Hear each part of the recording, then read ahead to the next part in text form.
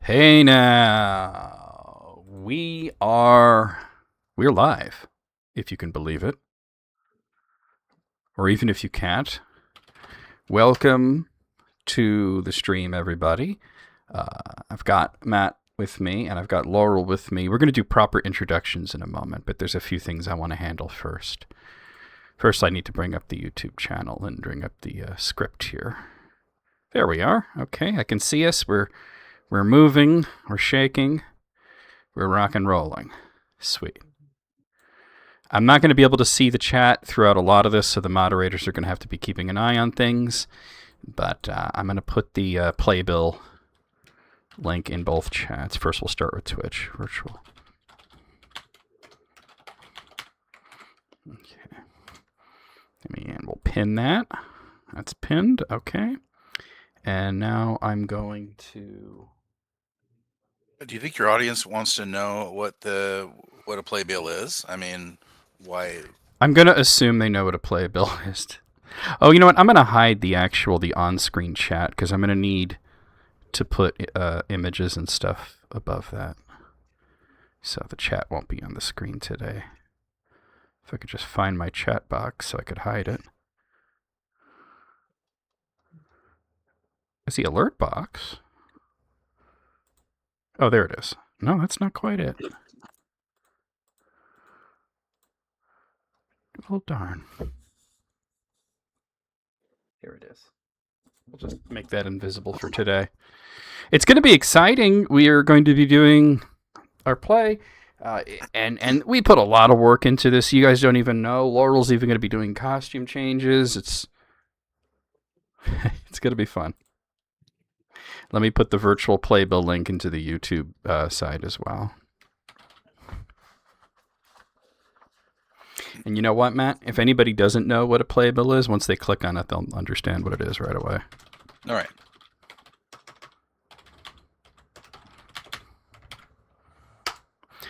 Plays are becoming very old-fashioned.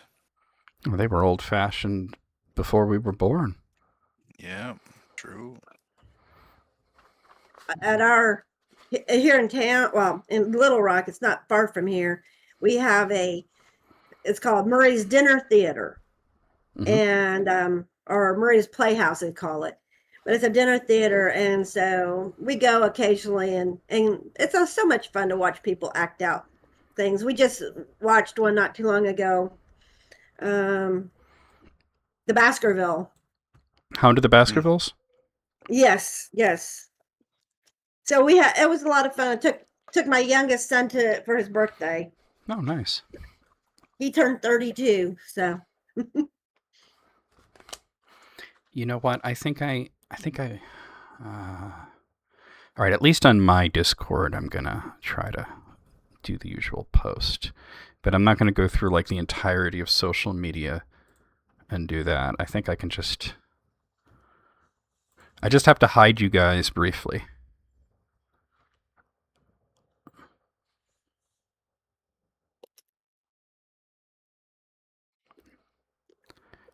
I'm going to go over here. Okay. Now I'm free to do what I want with Discord and not have to worry about it.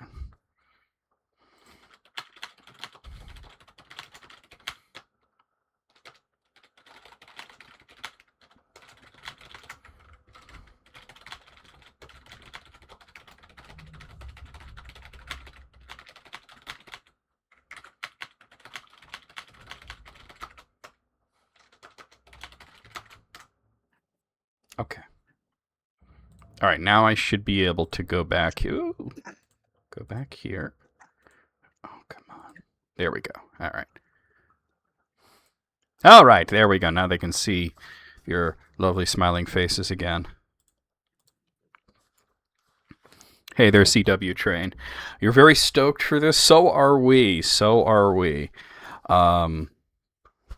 We have been planning this for quite a long time. As a matter of fact, I have the script here. If I look at the copyright date on it that Matt put on there, June 4th, 2025, and here we are performing it exactly 1 year later. That's pretty weird. Cool. Isn't that weird too? That it like June 4th happened to be a Thursday and the perfect date for us to do this. Yeah, we didn't push it to have that be the case either. No. It just happened to be that day. It's so weird. Why don't we start out with introductions? And as we normally go from left to right, and Laurel, you are on the left, and you this is your first time on the show, and you're usually in the audience. No, but today you are live with us. So why don't you start and introduce yourself? Okay, I'm Laurel Callahan. I'm one of the 9 of us who formed the Lore Masters of Quora 9. And I was very honored to be asked by John and Matt to be a part of this group. I've been in love with the stories and works of Tolkien ever since I was a very little kid. My parents would read it. We really enjoy it. It was just something we really enjoyed to do as a family.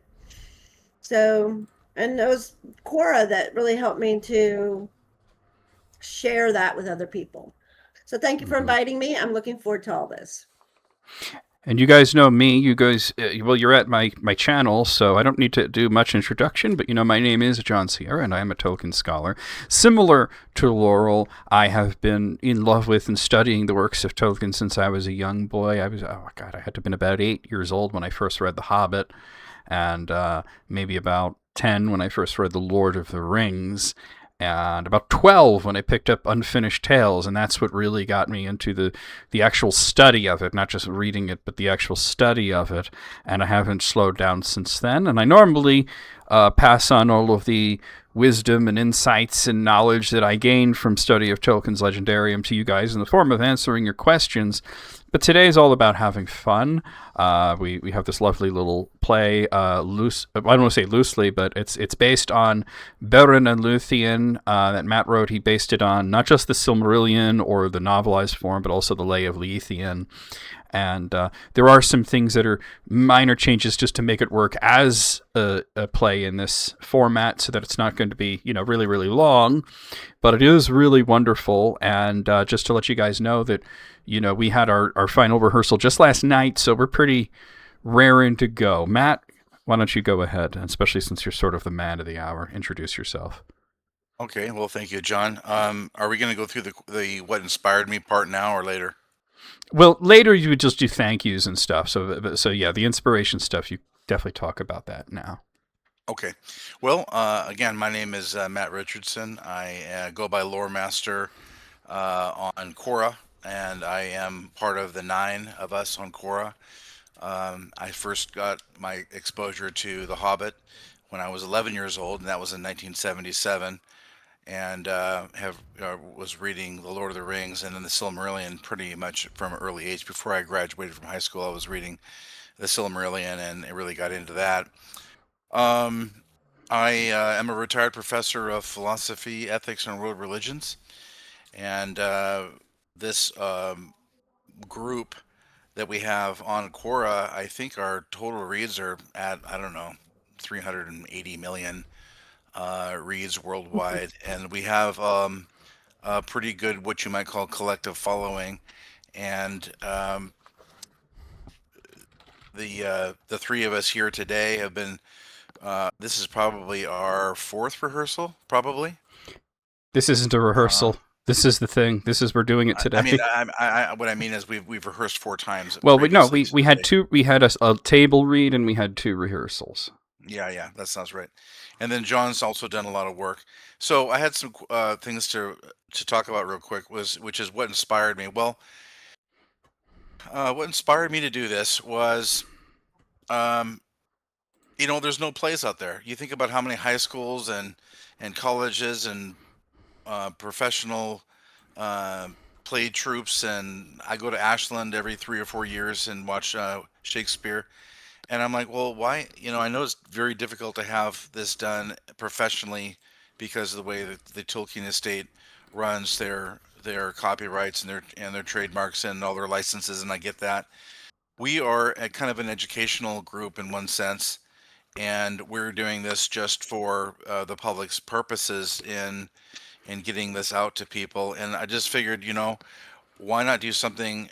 First, it was a challenge. can it be done? And two, can it be done in such a way that feels like a play and also be taken from the Lay of Lúthien and the Silmarillion in their exact references and their exact citations, and not change anything, not play around with it like we all talk about, movie companies not doing when they don't need to. In this particular case, very little has been changed at all, except for some some streamlining to move from one scene to the next is probably all there really is here. So I would say probably 97% of this is right out of those primary sources, and that was a challenge on its own, which was fun, but it did take a long time, as you can imagine, to write this. The process of writing this didn't just happen totally by myself. I mean, I did most of it by myself, but I bounced a few ideas off of Sid and John early on about how to make this, and in the end, I basically decided to make this a formal play script, the way that you would see it from Shakespeare. So the format in its original form was a Shakespearean play script, which is really cool because it tells you what's going on for stagecraft, what's going on behind the scenes, what the audience is looking at, so that the producers and directors and all of the stage and actors can see what's going on visually before they actually, are on stage practicing for the play.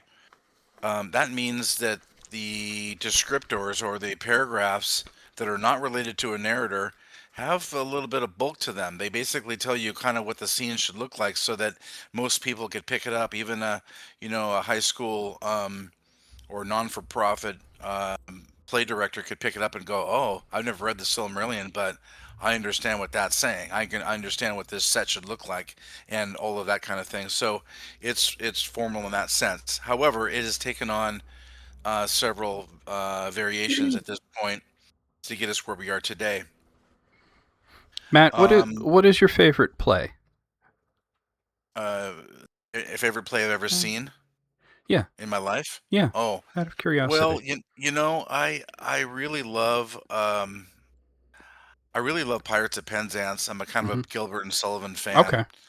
But I also like the Mikado because I think Kabuki theater is so hilarious, especially, Yes. from that culture, which you even see in It's today's. fun. Yeah. Yeah, yeah, there's a lot of, all the facial Oh, expressions. yeah. Yeah, it's always still kind of there. And, it's part of the Japanese culture mainly, Chinese, Asian Oriental culture for sure, but especially in its high form, if you want to call it, Yeah. in Japan. What about So, yeah. Laurel? What about you? What is your favorite play? Probably. Well, one of my favorites would probably be Phantom of the Opera. Okay. I've seen it. I'm the odd man out here. I'm the one that's not gonna go musical theater, I guess. But I mean, like I said, we enjoy going to the dinner theater, in our in Little Rock, and just enjoying, the actors and the work that they do, and it really doesn't matter. It's just fun. It is just a fun time. My favorite play that I've personally seen, Waiting for Godot. Love that one. Just as a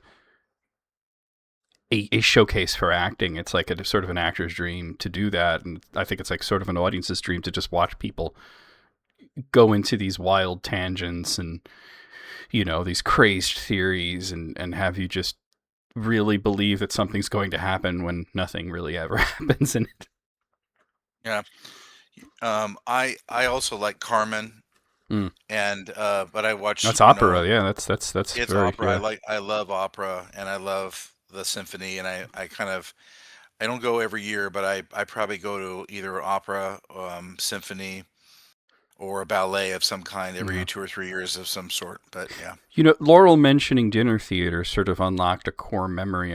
When I was young, I saw a production of it was a dinner theater production of Frankenstein, actually, which was really interesting. But it was that was fun. It was but they took a lot of liberties with the story to make it work in the sort of dinner theater. It was in Manhattan, but they had a really good production. It was a lot of fun, to see that, and Frankenstein's a fantastic novel, but they were definitely doing a more unique take on it, I would say, which was interesting. So picking up where we left off, I wanted to also say that, when I sent my script out to Sid, who is the kind of a expert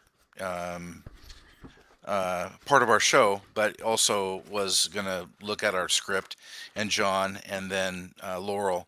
That part of it was really cool because we all got together about what was going to work, what was not going to work, what was going to be an accepted slight bridge or variation to make things work. And so over the last 6 months or so, John says there's 3 rehearsals. That's true, but there's probably been at least that many or more conversations. Many conversations, yes. Many conversations over the last year about this in general, along with scheduling it. And then, John did something really, I'm not going to give it away what's happening tonight. But I'm going to talk about that right after you're done here. Okay, so I won't say anything about it, but John did some real serious work on this, and he is to be credited for being the guy who has really put this together on the finished end of this. I'm more of the writer and visionary of this, but John is the actual person who's been able to make this. I guess producer would be the title that I would. Yeah. So let me tell you. A big hand. Thank you. One last thing. I want everyone to know that we're doing something, very old-fashioned in a very modern setting. People don't normally do play readings in an old-fashioned way of a kind of an old-fashioned type of text like this on YouTube. So what you're watching tonight is very unique. And thank you for your participation in watching this happen live tonight. You know who I have seen do something not quite on this level, but in the same vein was actually Sir Patrick Stewart. During the COVID era, he was doing a lot of Shakespeare stuff on live stream, but he was doing only soliloquies and monologues and couplets and things like that. And, so having, like a cast together like this. And I will tell you a bit about production. As you will notice, we have a curtain behind us, and that curtain will raise. And throughout each scene, we will have a backdrop so that you can sort of imagine that we are in those actual scenes. In the description of the video version, when this goes out as a video, this is just a live stream right now. And after the live stream is over, it's going to be taken off, and I'm going to put it up as a video so that I could put the proper credits in for each artist that I used. Also, we have actually a 4th performer, and this is really cool because during our table read, we struggled with the idea of the narrative bits, the parts that are not attributed to any particular character, but is the narrator telling you what is happening, and sort of just setting the scene. And we did have the idea of maybe trying to have Sid do that since he couldn't be part of the production, but then he wasn't able to do that. So I actually, we have a 4th performer who is not going to be here on camera, but pre-recorded all the narrative bits, which is a good friend, Wayne Jones, a professional voice actor and radio DJ out of your neck of the woods. He lives up by you, Matt, up in Washington State. So you're going to be hearing his voice at the beginning of each scene. You're going to be hearing his voices a few times during the scenes, just to let you know, because we are all in different places. I'm here in Pennsylvania, Laurel's down in Arkansas, and Matt is on the West Coast in Washington State. We're not even in the same time zones, any of us. So what's really fun is that we can't really act out things, and there's logistical challenges to this sort of thing. Like in our rehearsal yesterday, Laurel and Matt were talking about maybe trying to look like they're locking eyes during one scene, and I'm like, oh, but I'm between you two, so that might not work perfectly well. You'll both just look like you're looking at me. So there are a lot of logistical challenges to something like this, and it is not going to be perfect, but it is going to be a lot of fun, especially if you're familiar with the story of Beren and Lúthien. Also, on the channel, aside from the fact that we are going to have this go out as a video probably just a few hours after production wraps, I'll be doing that. But also, if you're a member of the channel, and oh, hi, Deb, I see. Like Deb right there is a member of the channel. I see the little Gandalf rune with a little moon next to it. You'll be able to have access to a few other videos that I'm going to put out, including one where I'm going to put some music in each scene, and there's going to be pictures of the characters above our heads to let you know who is actually speaking. And also, there are going to be the rehearsals. I'm going to put those up so you'll be able to view the rehearsals and all of us getting into silly arguments and correcting each other and having fun rehearsing it. Those will be put out there. And Wayne is going to send me outtakes from our session of his voice acting for this, and some of those are pretty funny, especially Wayne trying to get the pronunciation of some of these names, which he did an admirable job of. But there you have it. One last thing before we begin, I'd like each of us to sort of just let the audience know which characters we play. So Laurel, we'll start over with you since you're on the level. Start over with who you're playing. All right, I will be playing Lúthien, who is the daughter of Melian, who was a Maya, who became an elf and married Ilúthien. And then I will be playing Melian at times, which is the mother. And then I will get a moment where I play Nienna. Mm-hmm. I think there's one more, isn't there? Well, she's Lúthien, Melian, and Nienna. Yeah, that's about it. Yeah, don't you? it. I think you also played Edrehill, didn't you? Well, I was going Or to, is that but me? Matt took Oh, it no, over. no. Okay, yeah. Okay, so I will be playing the roles of Ilúthien's father, Celegorm, one of the Feanorians, Sauron. I don't think I need to tell you who Sauron is. And also Huon. He only has one line, but I'll be playing Huon, and I'll also be making some animal noises at a few points during this. And then, Matt, go ahead. I will be playing Beren, and I will be playing Curufin, Morgoth, and Mandos. Oh, also, I played Daeron. I didn't underline him properly, but I played No, Daeron. I'm doing Daeron. I did him on rehearsal yesterday. No, I did Daeron. No, you. Oh, no, I'm not. Yeah, you're right. Not Yeah. Daeron. What's his name later on? That speaks with Finrod. You're doing Celegorm. No, there was another character. Let me just. There's a line between.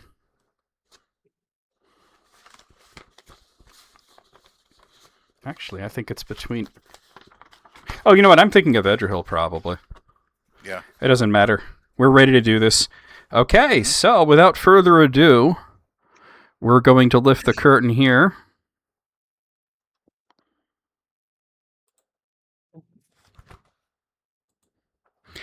And we are going to begin with Act 1, Scene 1. There will be a brief intermission after, after Act 3, right? Yes. Okay. After Act 3, there'll be an intermission. Okay. So you can get popcorn and some soda. Bio breaks and such. We'll catch up on chat. Here we go. The Battle of Sudden Flame. First Age 455 and the ongoing wars and ruin of Beleriand have been a scourge to the living and the land for previous decades. Now, 11 years later in 466, Beren escaped the war-ridden lands of his home to seek peace and shelter in Doriath, the ancient forest kingdom of Thingol and Melian. While traveling in stealth to avoid detection, he has heard the singing of Princess Lúthien, and seeing her, has fallen in love with her, enchanted. They begin their romance in secret, and are finally discovered.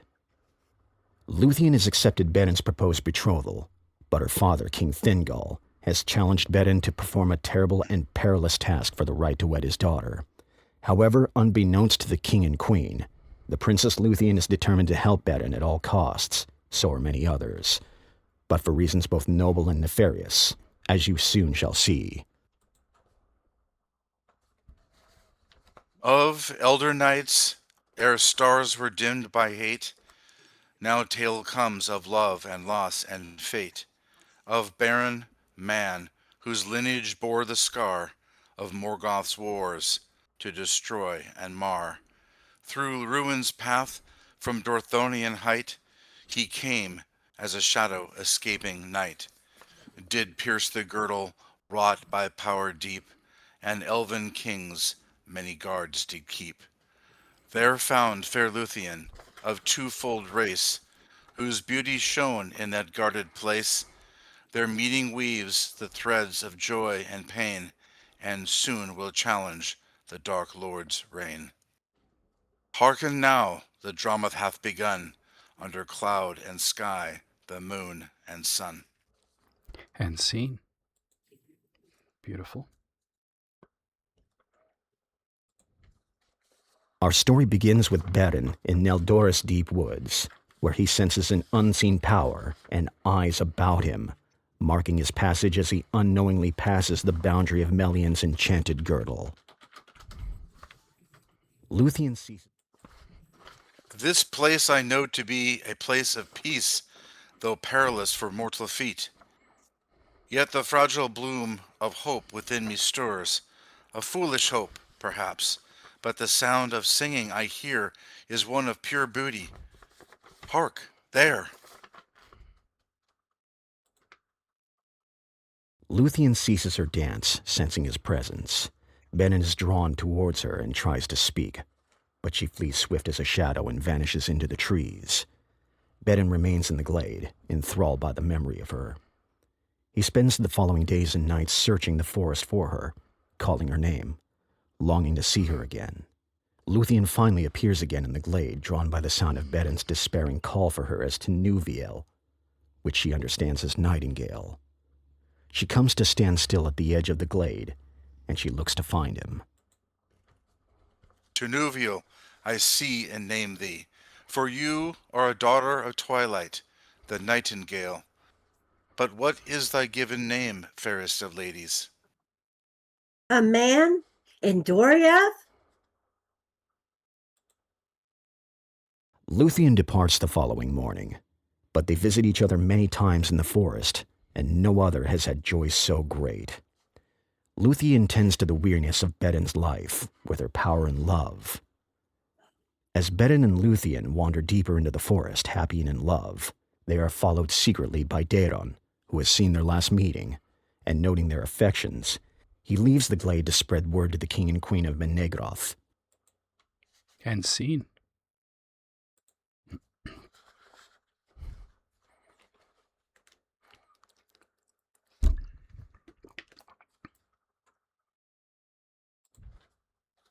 The throne room in Menegroth is a hall carved from rock, lit by lamps. King Thingol sits upon his throne. Queen Melian is seated beside him. The lore master and minstrel Daeron, who also loves Lúthien, enters the hall looking troubled. My lord and lady, I bear tidings from sentinels that weighs upon my heart. Speak, Daeron. What news from the woods? It concerns Lúthien, my lord. She has been meeting with a stranger, a man. An Atan? Within our girdle? I did not sense this. He is a man, my lady. He passed the girdle, though by what power I do not know. He meets with the princess in the forest often, as our sentinels report. A man in Doriath consorting with my daughter? This cannot stand. Find this man and summon Lúthien at once. The guards leave to escort Daeron away in search for Beren, leaving Thingol brooding alone in his thought until his daughter Lúthien appears. It brings me grief and amazement that you would consort with a man in our own forest under our most hallowed trees. Tell me, pray tell, daughter, is this true? Your silence says enough, daughter. The sentinels are already looking for him. This Beren will be found and judged soon enough. Father, no!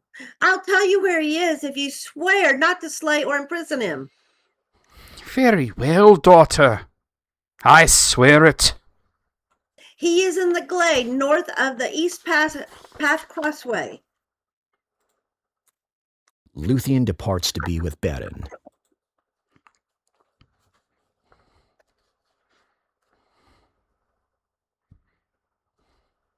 Husband, be wary. Lúthien's heart seems already to be given to this Atan, who has passed my girdle unaffected. He must be a good and noble man, though man he may be. He is mortal. She is of the Eldar, and my only child. He must be punished for his trespass and insolence. You know, my wife, my law forbids mortal race from entering this realm, and yet he has done so. He will speak, or have his tongue loosened. Beren is brought before the guards along with an unescorted Lúthien. He is disheveled but carries himself with noble bearing. He is brought before the throne in the attendance of the lords and ladies. Who are you that come hither as a thief and unbidden, dare to approach my throne? This is Beren, son of Barahir, lord of men, mighty foe of Morgoth, the tale of whose deeds have become song even here among the elves of Doriath. Let Beren speak. What would you hear, unhappy mortal? For what cause have you left your own land to enter this which is forbidden to such as you? Can you show reason why my power should not be laid on you as heavy punishment for your insolence and folly? My fate, O king, led me hither, through perils such as few of the elves would dare. And here I have found what I have sought not, indeed, but finding it, would possess forever. For it is above all gold and silver, and beyond all jewels. Neither rock, nor steel, nor the fires of Morgoth, nor all the powers of the elf kingdoms, shall keep me from the treasure that I desire. For Lúthien, your daughter, is the fairest of all the children of the world. Death you have earned with these words. In death you should find, suddenly, had I not sworn an oath in haste, of which I repent, base-born mortal, who in the realm of Morgoth has learned to creep in secret as his spies and thralls. Death you can give me earned or unearned, but the names I will not take from you of baseborn, nor spy, nor thrall. By the ring of Finrod Felagund that he gave to Barahir my father on the battlefield of the north, my house has not earned such names from any elf, be he king or no. Beren holds aloft the ring of Barahir, entwined with silver serpents and bejeweled with emeralds, made in Valinor, and recognized to all as the royal badge of Finrod and the house of Finarfin. For not by thee shall Beren be slain, for far and free his fate is lain, yet wound with thine, so take great heed. These unhappy men, children of little lords and brief kings, shall such as these lay hands on you and yet live? I see the ring, son of Barahir, and I perceive that you are proud and deem yourself mighty. But a father's deeds, even had his service been rendered to me, avail not to win the daughter of Thingol and Melian. See now, I too desire a treasure that is withheld. For rock and steel and the fires of Morgoth keep the jewel that I would possess against all the powers of the elf kingdoms. Yet I hear you say that bands such as these do not daunt you. Go your way, therefore. Bring to me in your hand a Silmaril from Morgoth's crown. And then, if she will, Lúthien may set her hand in yours. Then you shall have my jewel. And though the fate of Arda lies within the Silmarils, yet you shall hold me generous. Ha ha! For little price do elven kings sell their daughters, for gems and things made by craft. If this be your will, Thingol, I will perform it. And when we meet again, my hand shall hold the Silmaril from the Iron Crown, for you have not looked the last upon Beren, son of Barahir.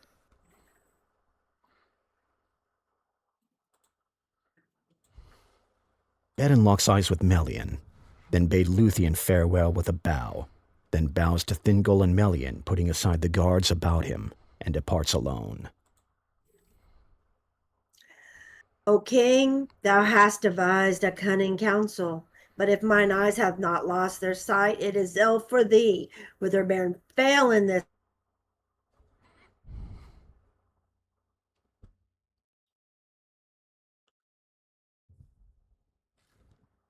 I think we're having a technical issue.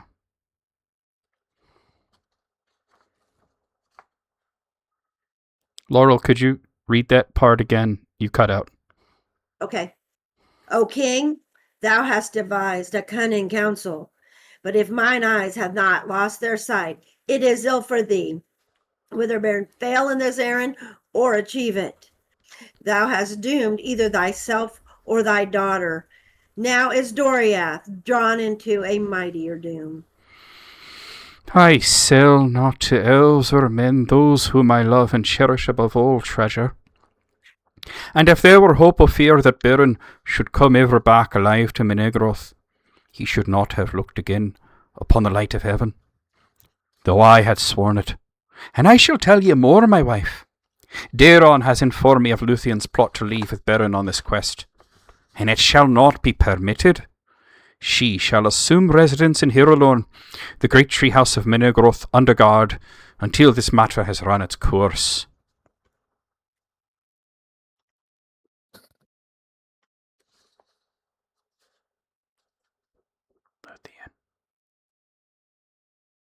Father, no! Silence, daughter! Be content your comfort is not more reduced. I have spoken. End scene. Okay. End of Act 1 as well. All right. Act 2. Here we go. In the wild lands outside the girdle of Melian, Beren journeys into the dreaded lands nearer to Angband to seek help from the kingdom of Nargothrond. Its ruler King Finrod Felagund, son of Finarfin, is an old ally of Beren's father, Barahir. He is alone and determined to face his impossible task. Beren knows he is being watched. The sentinels of Nargothrond are as deadly with their arrows as those in Doriath, and fearing his death may be nigh, he holds aloft his ring. I am the son of Barahir, friend of Felagund. Take me to the king. Beren is surrounded by the sentinels, who command him to halt, but after inspecting the ring, they bow low before him. Halt there, Aftercomer. Ah, I see the ring. Greetings from Nargothrond, Beren, son of Barahir, an elf friend. We will take you to the king. Please allow us to escort you. This way. End scene.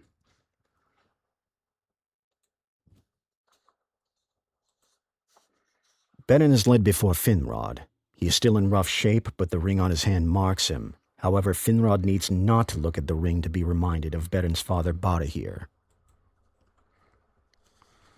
I affirm thee, Beren, son of Barahir. I have awaited news from the Outer Realm for some time, and long in the shadows of fate for thy coming. What are thy needs? King Finrod, I have fled Dorthonion under shadow of Morgoth, and straying in Doriath for shelter and safety, did find and betroth in love Lúthien, daughter of Thingol and Melian. My need is great, and I come before you to claim the oath sworn to my father and his house. Today I beseech thee for that oath to stand. What is your need, son of Barahir? My oath stands. My quest, by Thingol's device of oath and bond for Lúthien's hand, is this: to take a Silmaril from the Iron Crown of Morgoth in Angband as wedding guild. I ask for your aid in this mission. A shock runs through the lords and ladies of Nargothrond. Celegorn and Curufin exchange dark glances from the rear of the throng at the news of the Silmarils. It is plain that Thingol desires your death, but it seems that this doom goes beyond his purpose, and that the oath of Feanor is again at work. For the Silmarils are cursed with an oath of hatred that even names them, and desire moves a great power from slumber, other than themselves, to win or possess a Silmaril, for the oath drives them. And now, Celegorm and Curufin are dwelling in my halls, and though I, Finarfin's son, am king, they have won a strong power in the realm that lead many of their own people.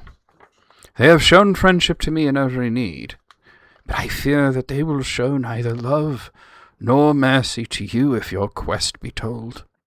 Yet my own oath holds, and thus we are all ensnared. The deeds of Barahir and his house are well known, and so is my vow. I will aid thee. Celegorn and Curufin step forward from the throng. Celegorn gives out a mighty cry and draws his sword, while Curufin puts his hand on his hilt. Be he friend or foe, whether demon of Morgoth or elf, or child of men or any other living thing in Arda, neither law nor love nor league of hell nor might of the Valar, nor any power of wizardry shall defend him from this pursuing hate of Feanor's sons, if he take or find a Silmaril and keep it. For the Silmarils we alone claim until the world ends. Be warned of this council, citizens of Nargothrond. Ruin and war await. For we lead a great portion of this people, and the king's mission that seeks to give any of the Silmarils, dare all three, to King Thingol of Doriath, bodes ill for all. Finrod casts his circlet crown to the ground, realizing that his oath to Beren has weakened his power. Your oaths of faith to me you may break, but I must hold my bond. Yet if there be any on whom the shadow of our curse has not yet fallen, I should find at least a few to follow me, and should not go hence as a beggar that is thrust from the gates. Several elves, including Edrahil, enter, and Edrahil stoops to pick up the circlet crown and speaks. You remain my king, and theirs, my lord, whatever betide. But we request that a steward be named in your stead. Very well. I name Orodreth, my brother, as steward of the crown. As Orodreth is crowned and Finrod and Beren depart, Celegorn and Curufin exchange a glance, looking quite pleased about consolidating their power in Nargothrond with Finrod's departure. Let those who will come with me. We go to face the shadow. End scene.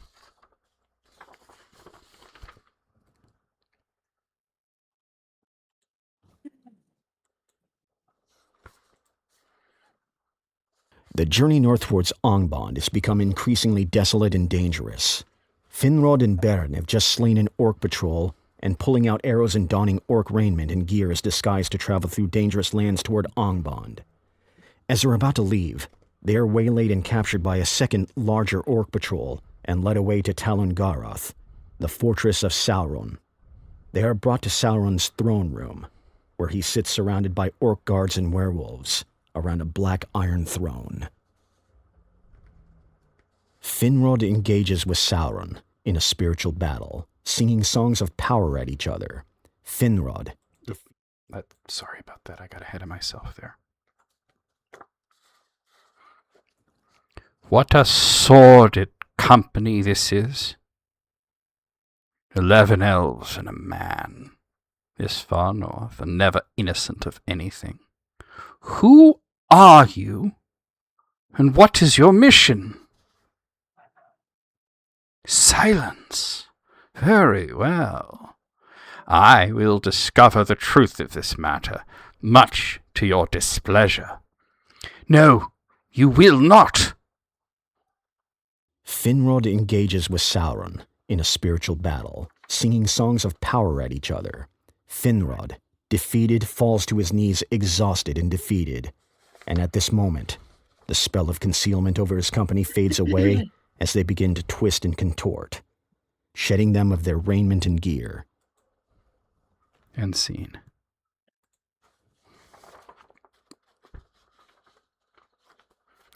Your powers will not avail you here, elf. And now I see your purpose. You are stripped, and I lay you bare before my power. Take them away to the dens, and bring them back when their tongues have found the truth of this mission.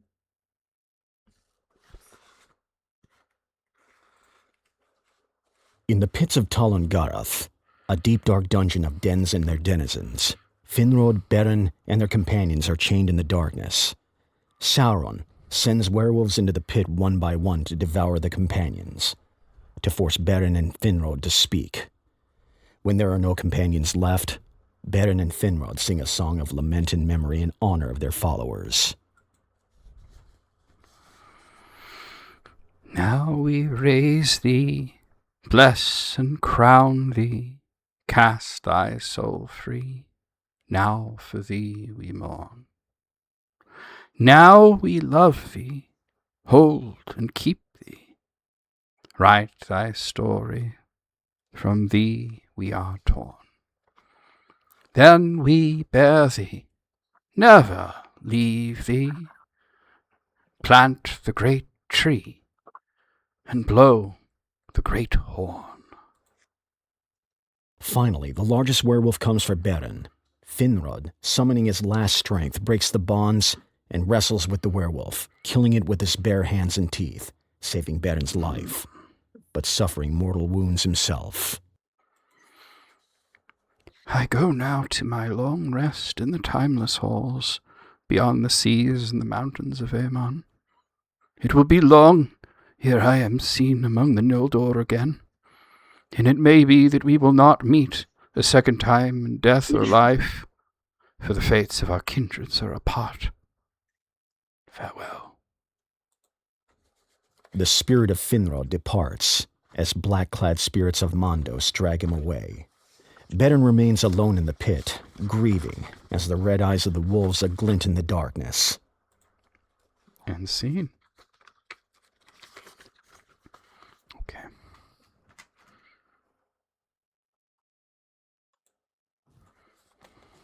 Act 3. Here we go. In the lands outside Doriath, Lúthien has been confined to live in a treehouse called Hidalon in Menegroth as a prisoner under guard and key. She senses Beren's plight through her love and fears for his safety. Her mother Melian communes with her in a dream, telling her that Beren and the others have been captured and that Finrod has been slain. She had already decided to escape and has caused by spell to grow her enchanted hair to grow long enough to reach the guards at the base of Hidalon. Daughter, awake! I have received tidings of Beren. He is on the Isle of the Werewolves, held captive and nigh to death along with his companions. Awake and make haste, Lúthien. When Lúthien awakens from her dream, she hastens to drop her rope of hair to the guards below, causing them to collapse in a deep and enchanted sleep. She uses her hair to descend the tree, cutting a long section to fashion a scarf around her neck, which becomes an enchanted hooded black cape, which assists her in escaping. End scene.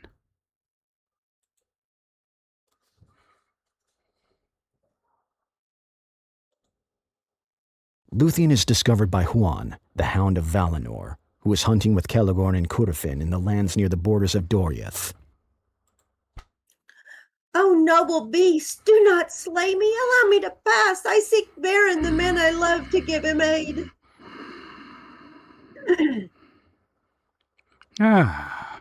Huan, and what maid in the woods be this? Well, this be beyond fair maid, brother. This is Lúthien, daughter of Thingol. I am she, lords. I seek Beren, son of Barahir. Have you news of him? Beren? Yes, we know of his quest, a fool's errand. Rumor tells he was headed northward to Talon-Garath, an accursed region. Going thither, we presume he is captured or dead. But if Sauron holds him, He will show you the way in the morning.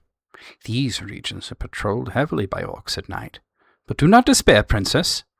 You cannot hope to rescue him yourself, so we three will help you. Celegorn gives a nefarious glance to Curufin. Huan sees the glance and realizes that Celegorn claims to keep Lúthien either to wed or to keep hostage against Thingol. They speak flatteringly, but their eyes are cold, and Huan senses the plot for betrayal. They bed for the night, and Lúthien puts them in a deeper sleep with her enchanted robes.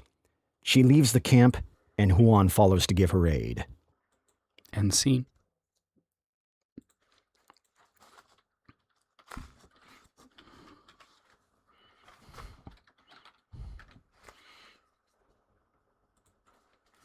Lúthien and Huan travel swiftly and arrive at the bridge of the Isle of Werewolves, knowing that the fate of Beren and Finrod hangs in the balance.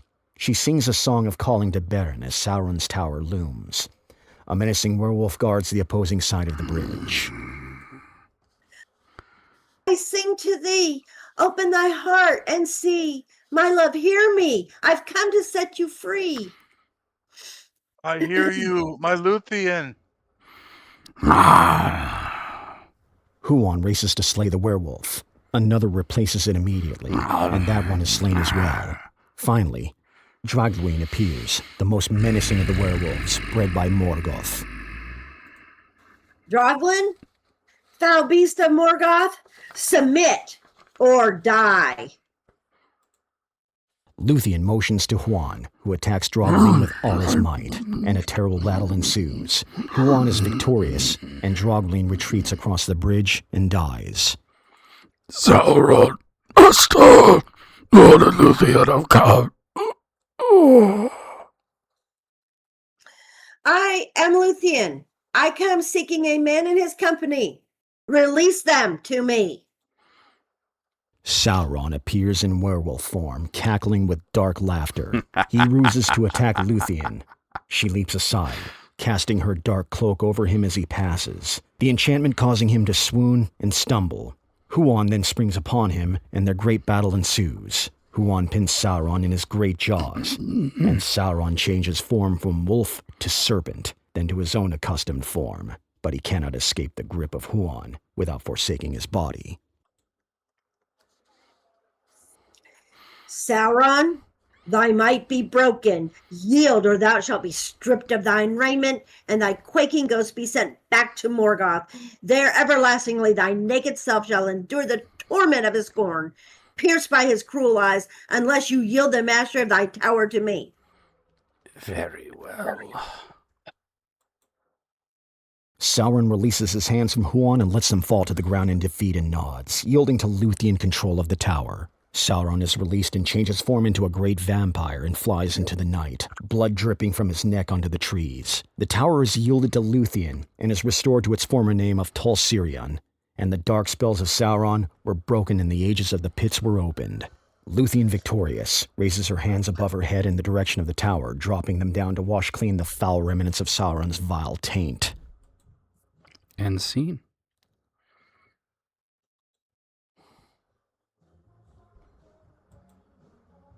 In the dungeon pits of Tol Sirion, Lúthien and Huan pass by thralls stumbling, rubbing eyes, limping and walking wearily past them to escape. They find the bodies of Finrod and his companions, and finally Beren, slumped in the corner near death. Lúthien, I hear you called me in the midst of a dark and terrible dream, and I called for you. You came for me, but how can this be?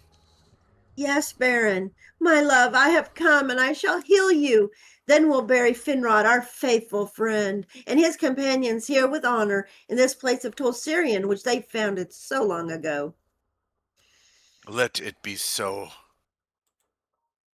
Lúthien, Beren, Huan, and the freed thralls leave the pit to recover in the tower of Tol Sirion. End scene.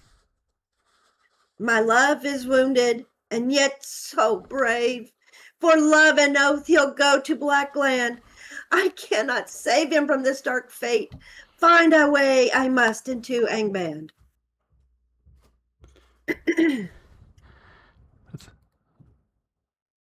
And that's going to be our intermission, folks. I hope you guys are enjoying it thus far. We had a few minor little technical snafus there, but we're having fun.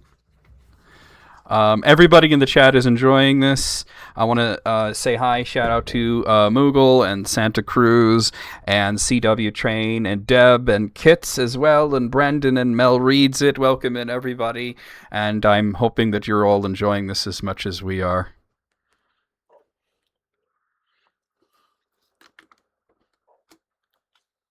Oh, and thanks to you, Santa Cruz, for sitting there and watching us make complete fools out of ourselves. If anybody needs a break, a bathroom break or anything like that, we'll hold here for 5 minutes or so. Hey, one way or the other, no one's going to be able to claim we don't try to entertain. Santa Cruz says this is fun. Brendan had said this rocks. So, we're having fun here. Yep. And then Mel reads it, says, yes, it's awesome. It's just getting good. Yeah. There were two minor little glitches. One where I accidentally played the next audio clip, and then I quickly corrected it. And the other, Laurel, your whole thing cut out for like a minute, and I just says like, go ahead, just please read that again. Do it again. Yeah, because your webcam like froze up, and I'm like, oh no. No, don't do that. No, but it corrected itself quickly. Well, that's good. I'm going to go and take a very brief bathroom break, folks. I'll be right back, okay? So, Matt, I'm going to tell you, one of my favorite lines that you did is when you laugh at Thingol about that was how cheaply he sells his daughter. Yeah. I just love that. I mean, you nail that one every time. Oh, Thingol, you're a card. Selling your daughter so cheap just for a jewel. Yeah, I love that I line. love that line. I think you did, and you nail it too every time. Well, that's nice of you to say. Thank you. When I first read that in the Silmarillion, I was just thought that his machismo was always so good right there at that moment. Yeah. Because, the book describes him being actually looking around in the hall at Melian, and he knows who she is kind of, and it's like, holy crap, I'm in a little bit of trouble here. But then he comes out with that line, it's like, all right. That's a good line. And you, every time you hit that one just perfect. I'm back. I have to laugh every time I hear it. It's like, that's so good. That's a great line.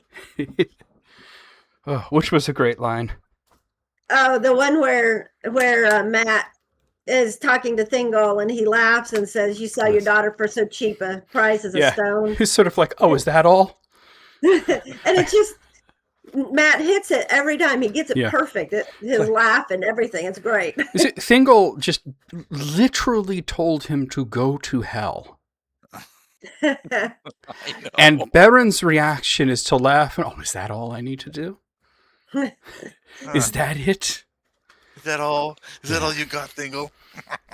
I'll show you, old man. And you have to figure that Thingol is a very intimidating presence. The man was 9 feet tall, Yeah. And he's got an angel for a wife, so he's just not the sort of dude to upset, we'll say. Yeah, he's huge. He's at least 8.5. I agree with you. I believe Tolkien actually said 9 feet tall. He was the tallest of all the children of Iluvatar. Yeah. Which is just... That's pretty tall. And we know Elendil's a 7'11". Yeah, Elendil was like the tallest of his time, but... so he had to be taller than that. Thingol was a monster of a man. I mean, if they ever do a Beren and Lúthien film, they're going to have to use some camera trickery to make him tower over everybody else. They'll find a way to have Tom Cruise be Thingol. Oh no!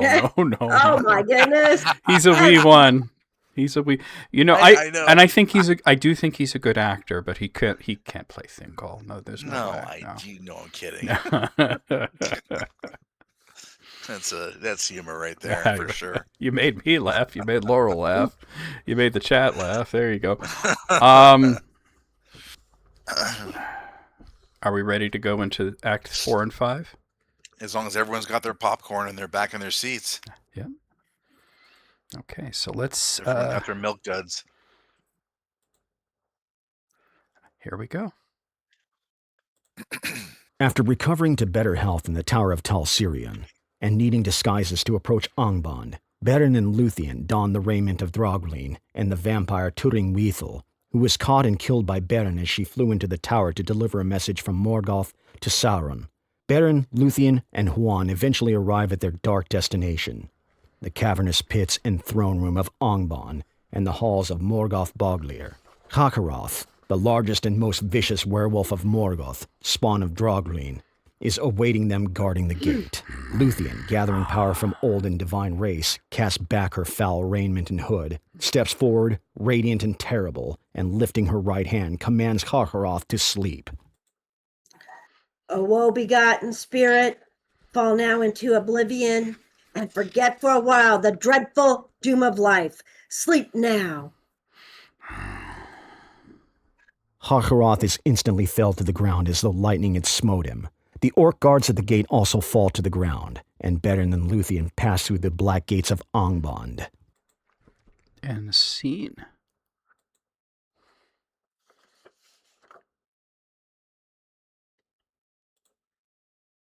Beren and Lúthien enter Morgoth's vast dark throne room, upheld by horror, lit by fire, filled with weapons of death and torment.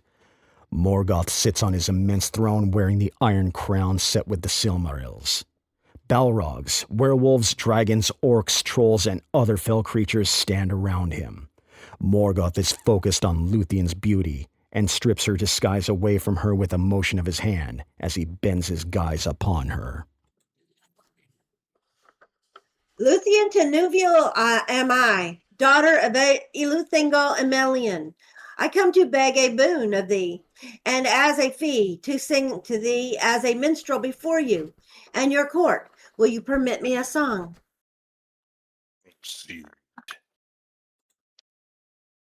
Lúthien flits out of sight and out of the shadows. She began a song of such surpassing loveliness and blinding power that he listened perforce, and a blindness came upon him, and his eyes roamed to and fro, seeking her.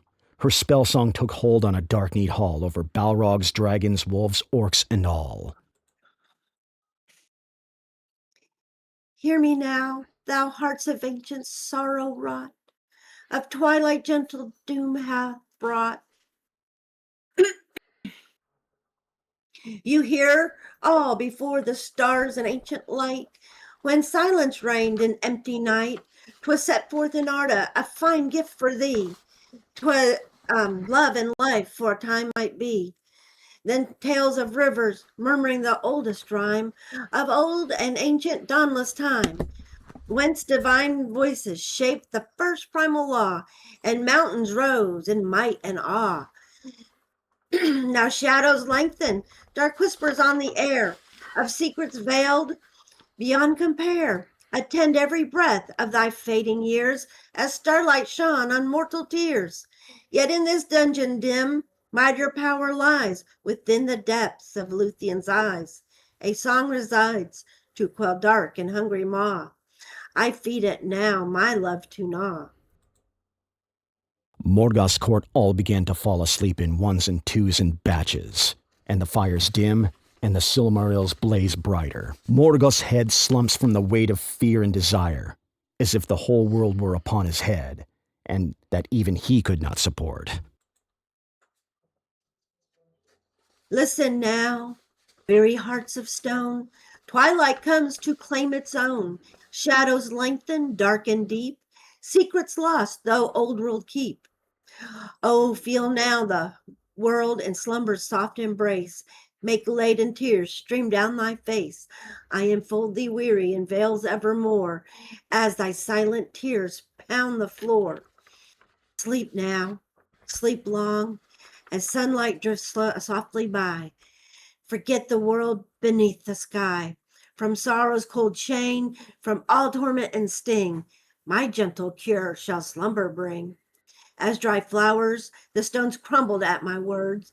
Tall gates fell down, my song they heard. so shall thy burdens heavy, though dark they be, yield to the spell I cast on thee.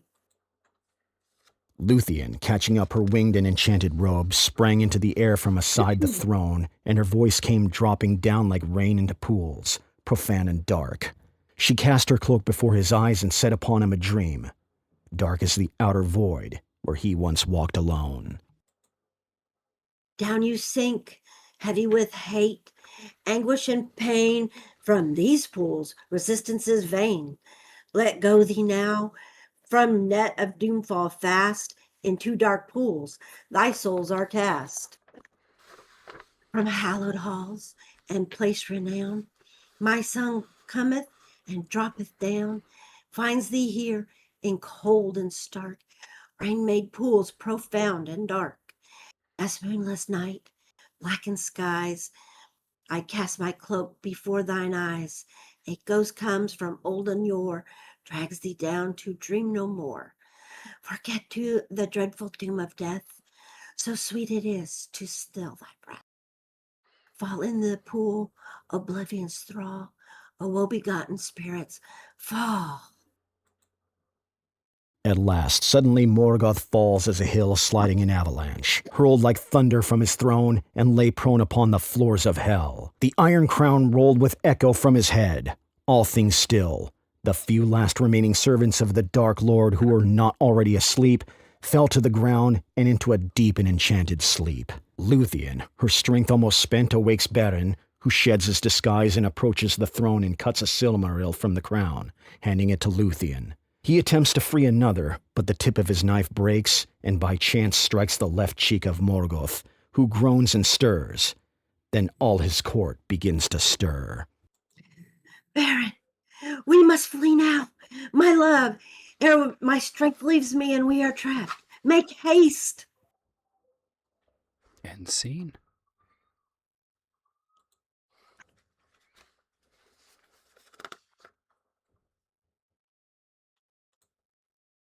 Beren and Lúthien burst out of Angband's gates. They come to a sudden stop where they see Carcharoth growling, forbidding them to pass.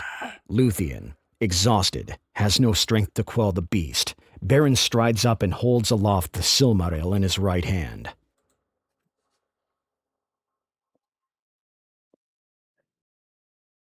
Get you gone and fly, for here is a fire that shall consume you and all evil things. Carcharoth, ravenous, awakened with fire, devours Beren's hand, along with the silmaril he held. Carcharoth, now with the holy jewel in his innards, was filled with flames of anguish as the silmaril seared his accursed flesh.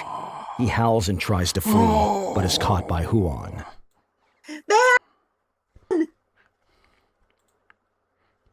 Huon attacks Carcharoth. A desperate and final battle between the Hound of Valinor and the maddened Wolf of Hell ensues.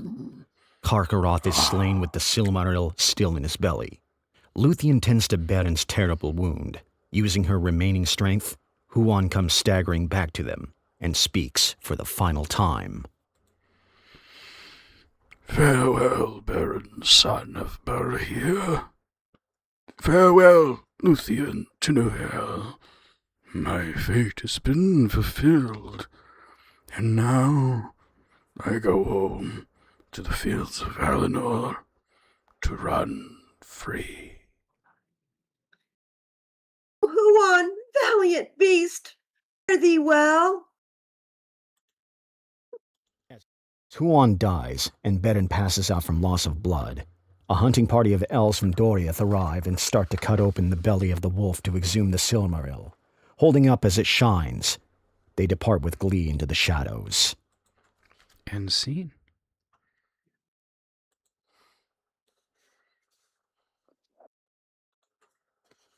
In the throne room of Menegroth, King Thingol and Queen Melian sit with lords and ladies. News has reached them of Beren and Lúthien's return with a silmaril. They arrive and Thingol looks upon Beren with wonder and displeasure, who is secretly one-handed and wearing a great grey cloak. I return according to my word. I am come now to claim my own. What of your quest and your vow? It is fulfilled. Even now, a Silmaril is in my hand. Show it to me.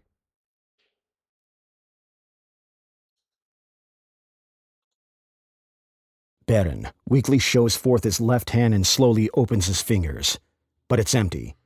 Then after a pause, he raises his right, showing nothing but a stub, and in showing it is dejected. Suddenly, Mablung and the party of elf hunters who have taken the Silmaril from Kakarroth arrive.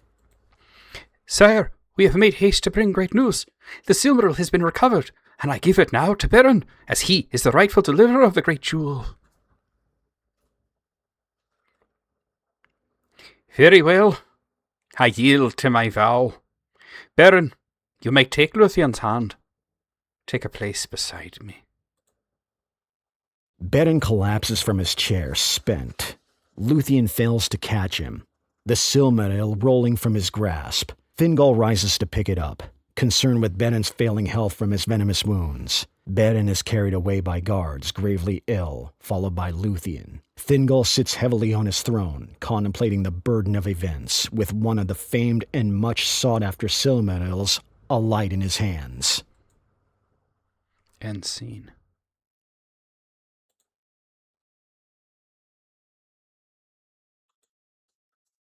Beren lies, dying in bed. Lúthien is at his side. Beren, my love, my heart you take. I beg thee hear my plea. If thou shalt leave and not awake, await me beyond the sea. Danuvial, my love, the quest for your love and hand is finished, but my heart shall never leave you. Beren dies. Lúthien remains overcome with grief so profound, she forsakes her body and dies, falling to the floor as a newly cut flower, lying beneath his fallen arm. Her spirit departs to Mondus. End scene. All right. You ready, Laurel? Here we go. The halls of Mandos in Valinor, a place of quiet waiting for the spirits of the dead.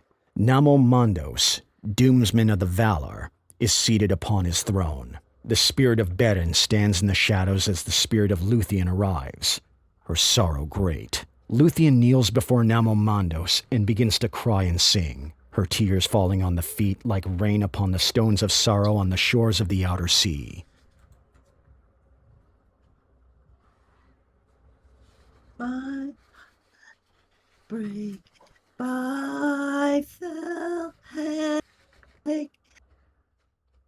thy calls me. Who shall love but I?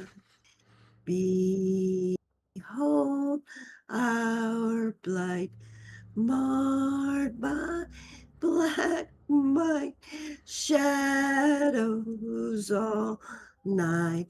What shall love do not? His fate unjust, joy turned to dust. Now we must, when shall love not die? Shall light be vain? Our fate be pain? Kindred's all slain, when shall love but sigh? With light we fled, for love we bled, yet ne'er to wed. When shall love then die?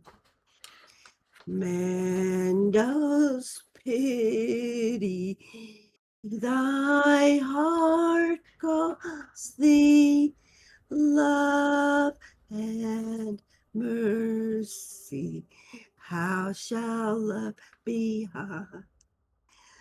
Love and mercy. How shall love be high? Nienna of the Valar succumbs to weeping and falls to her knees. Namomandos, moved to pity for the first time, sheds a single tear onto the stones of sorrow. Oh, Iluvatar, hearken to love's eternal plea. Have pity. Your heart has been heard, child, and by the spear of your sorrow thou hast wounded me. The pity of the Valar you have, while the doom of men cannot be unmade by my hand alone, as death is their portion, I will seek the counsel of Manwë, the king of the Valar, to discover the will of Iluvatar for you and Beren.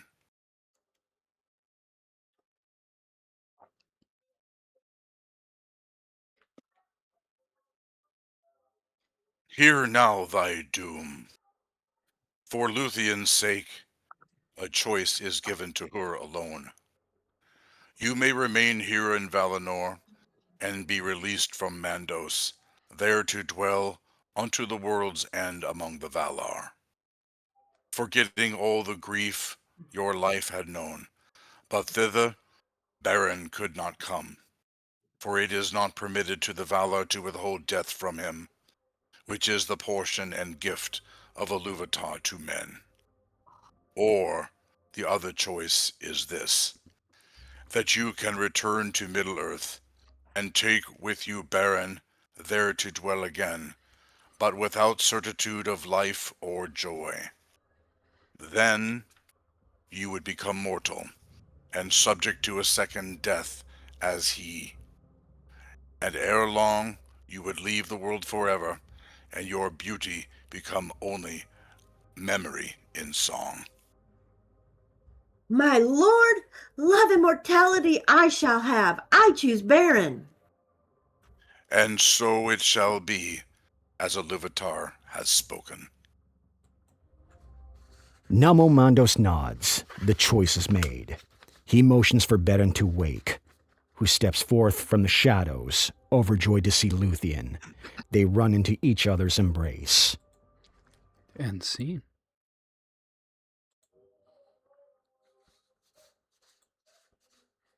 On the Isle of Tall Galen, where Beren and Lúthien have been placed in Middle-earth by Namomandos, walk hand in hand happily accepting their fate with peace, reunited in love, near the forest of Neldoreth.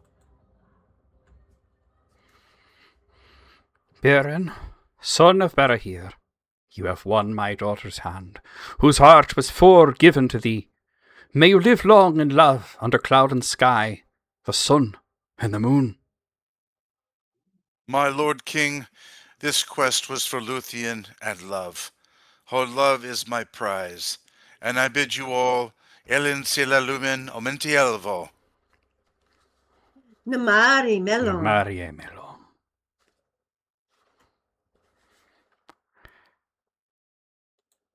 And that, ladies and gentlemen, is it. Give ourselves a little hand. Matt, when I said, oh, there was one more character I play, he just has a single line, I couldn't remember who. It was Moblong, of course. Mm-hmm. That's who I couldn't.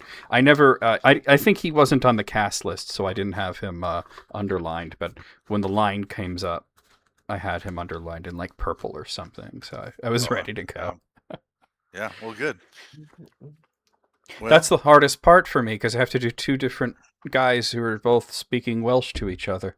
I think you had a suicide clutch going there too, didn't you? Hey, I'm nothing if not a professional when it comes to broadcasting.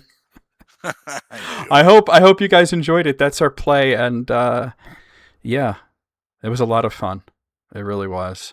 The only thing I could maybe say we didn't talk about earlier was the names of the songs and poems that were made, just so we have them. Why don't you go over that now? Yeah, I'll just do it real quick. The opening chorus was of Elder Knights. Finrod's Vigil was For Thee We Mourn.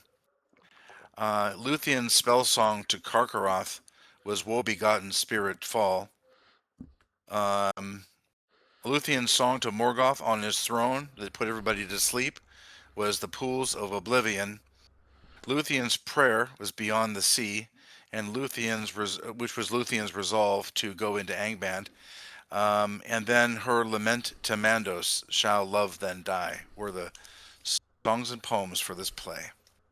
And you wrote those poems, right? Yes, ma'am, I did. Yeah.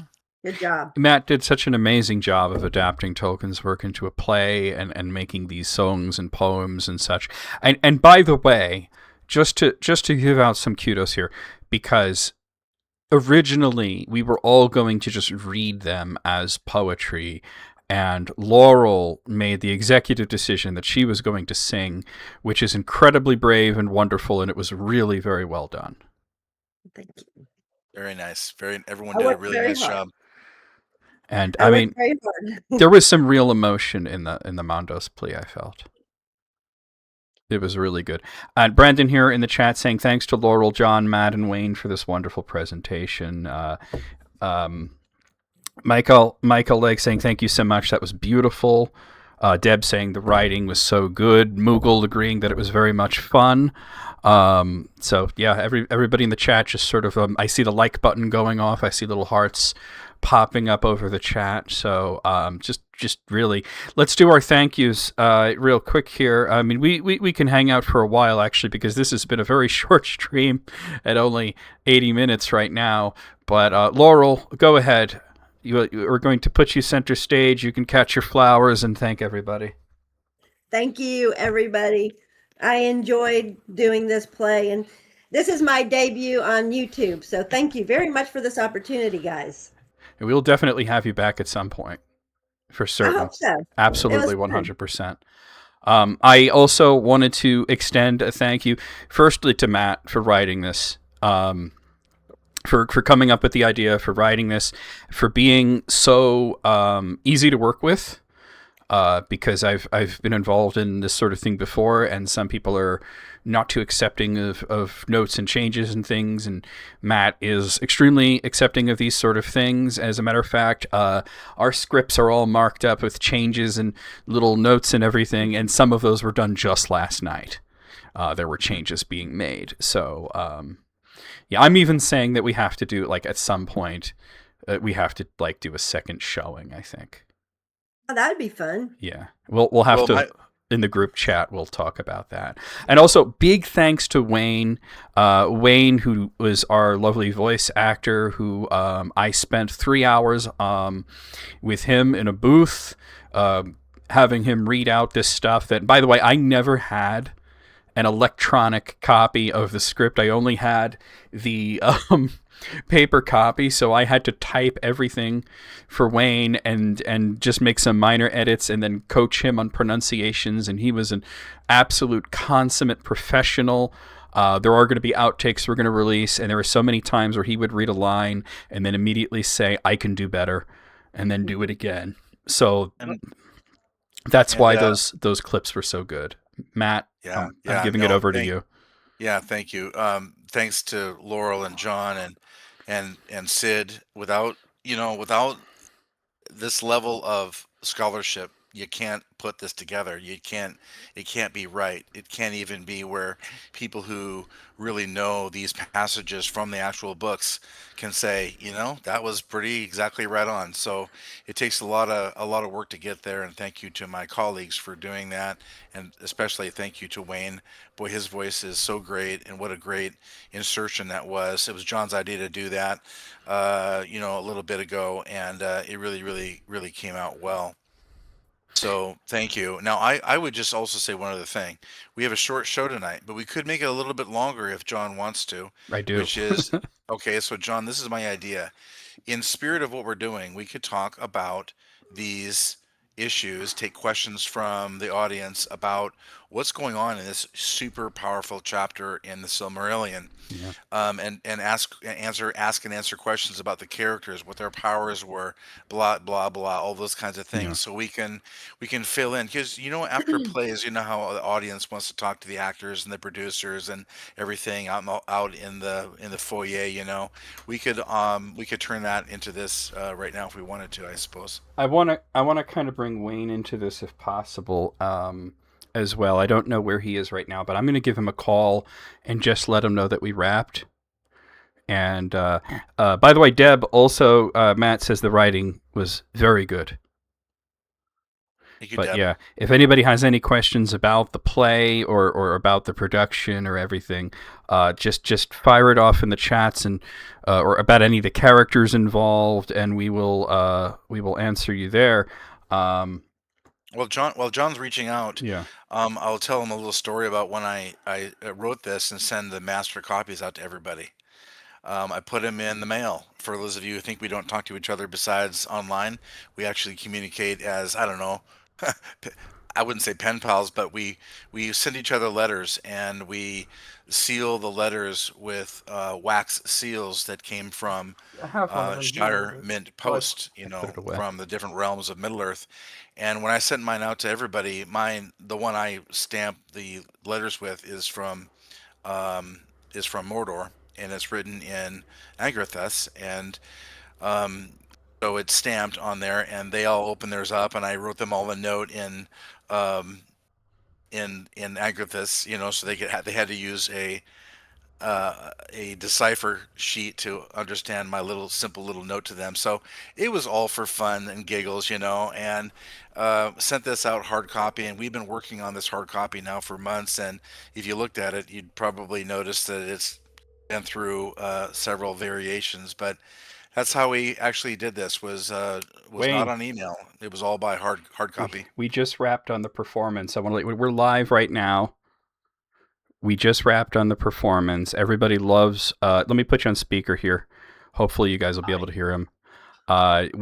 Everybody loves your work on the all the interstitials and the setups and everything. So we just got done sort of like giving our thanks and our final sort of like thank yous and everything. So if you wanted to do that, since you're sort of the fourth member of the cast here, I wanted to give you the opportunity. I want to thank everybody who gave me that opportunity. You and Matt and Laurel, and thank all the people that supported me over the years. And whoever's listening, you know who you are. And if anybody is interested in hiring Wayne professionally, where would they go? How would they contact you? They would go. Well, it's a rather long. It's a long website. I'd have to probably post that on the Discord. So if you give me a few minutes, I'll probably post that up. Or you could come into the chat. I mean, on Twitch and put it in there. I'm actually not at home. I'm eating dinner. Okay. Well, all right. Well, I could put it in the description because we're going to put this up as a video and everything. Okay. But I just wanted to give you the opportunity to address the audience and everything we just wrapped. It was really fun. It went really well. And also, we're going to be, you're going to have to send me your address as well, because I wanted to send you a copy of the book Beren and Lúthien. So that, by the way, everybody, Wayne has never read Beren and Lúthien. I have not. So all of that was just him picking up on, he was learning. Let me tell you something. At the end, the very last clip, when it was like Neldoreth, he said it right, exactly right the first time. And I said, you're starting to understand how this language works, aren't you? And he said, yep. It took me a little bit, but it was fun though. You got to really put the spit into it. Yeah.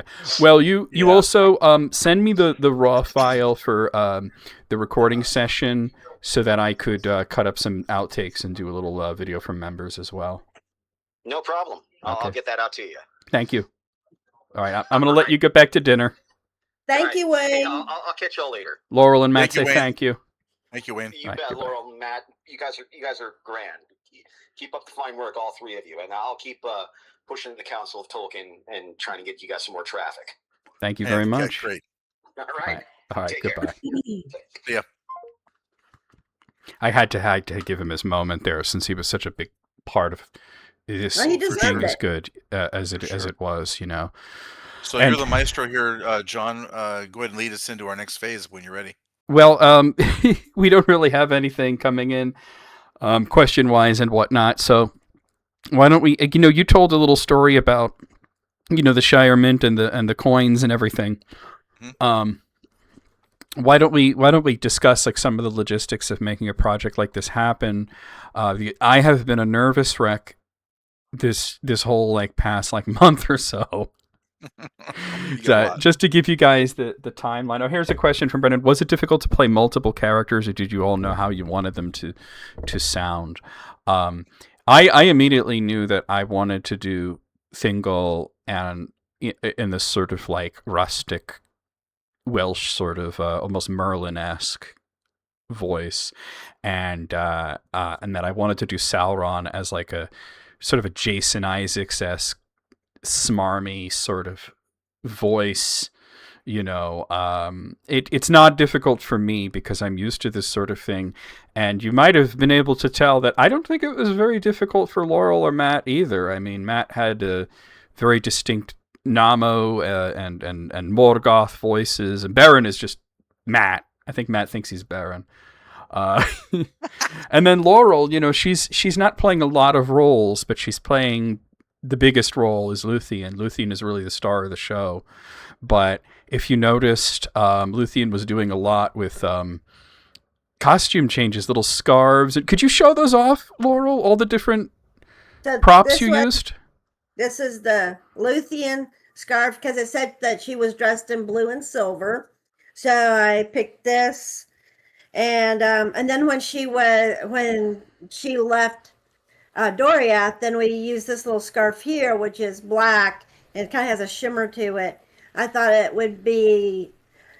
had something else, but I couldn't find it, so that was what I had to work with. You had that little crown too, right? Yeah, and this was the green one. It was right here. I'm leaning on it. This one here is Melian's wrap, and then of course we put her crown on because she was the Queen of Doriath. And actually, I found this on Amazon, and I thought it was really pretty. It's nice, isn't it? Yeah. I mean, and it wasn't very expensive at all. I mean, I didn't want to spend a lot of money on it, but I wanted to add a little something. And I don't know if John and Matt noticed because they had their heads down.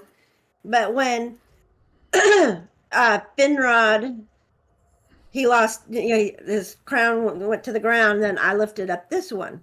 I did see that. Finrod's yes. crown. And so then gave that to them, and I kind of put it in there right there into the as that part. I wanted a little part of it, and then the other thing I wanted to do was in the section with Finrod and Sauron and Beren. I didn't have a part, so then I just was Melian watching what was happening and reacting to that. So that was something I talked about last night, and we added that last night. So that's my stuff. Yeah. I just tried to put a little Bear English accent into my Beren, but I didn't want to make it too English. I wanted it to be kind of a man voice, I guess. But my favorite voice of all of those is probably Morgoth, but there was only one word. But the Mando's parts were fun because he's just ancient and old and deliberate in his speak, so that was fun. But we basically just parsed the roles out based on who was in the particular scenes, so that we didn't have any unnatural crossover, if you will. Yeah, we wanted to avoid talking to ourselves too much. I mean, I had the one little brief thing between Mablung and Thingol, but it's okay. Mablung only has one line. So I mean, it worked. And you notice I gave him sort of a lighter, jauntier, happier sort of feel. And then immediately back to Thingol, who's bringing his very grudging respect for this man. And then we were Kelogorm and Corfin, our brothers. Kelogorm's the most fun because he's so nasty and gross. And I was like, oh yeah. I don't know if you noticed it because I don't know if you guys can actually see me, but I kept like looking over at Laurel, like, like, oh, is that what's going on? Oh, yeah, sure, we'll help you. Yeah. Kelogorm's fun.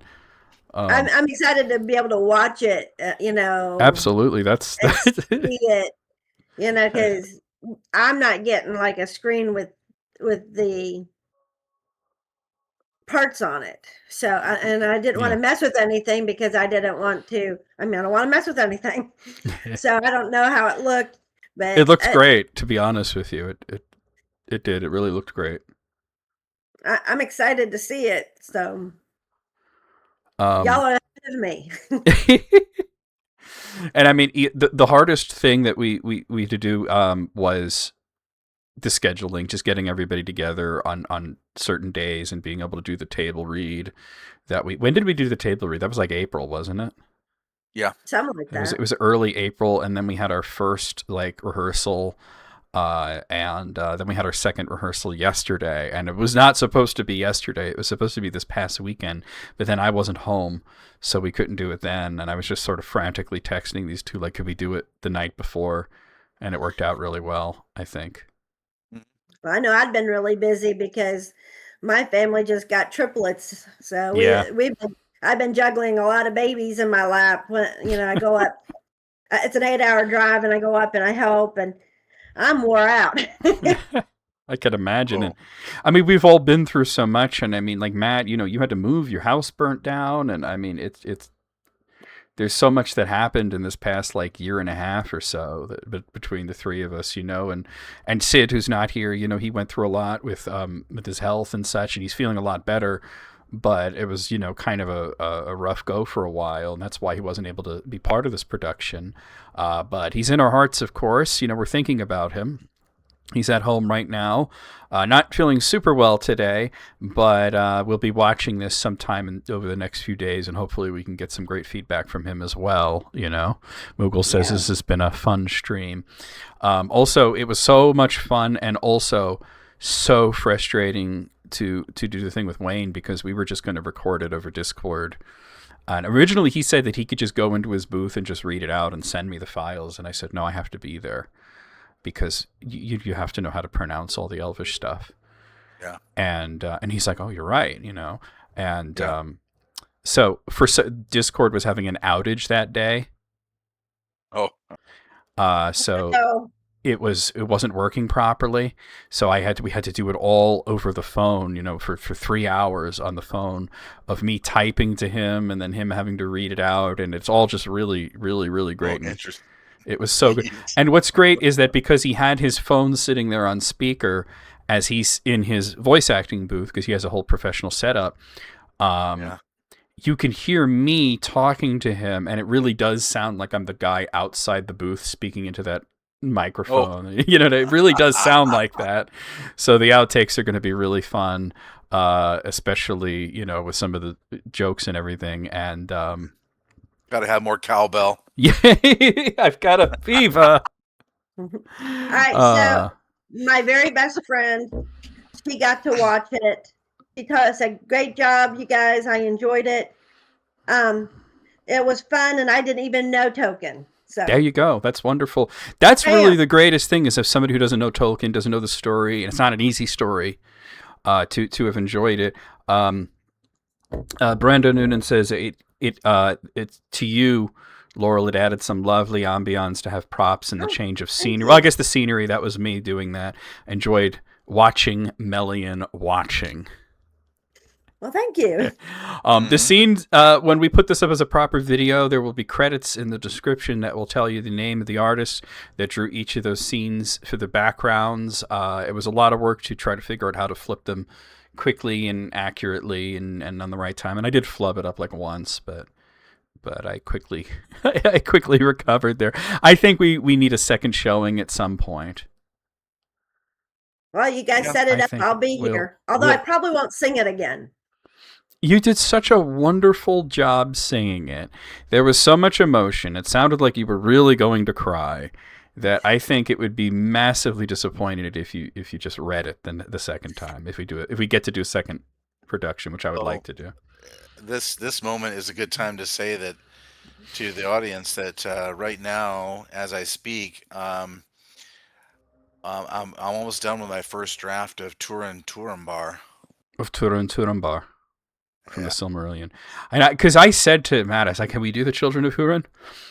And he's like, well, not the whole thing, but the middle part of Turin There's Turambar. a lot to that story.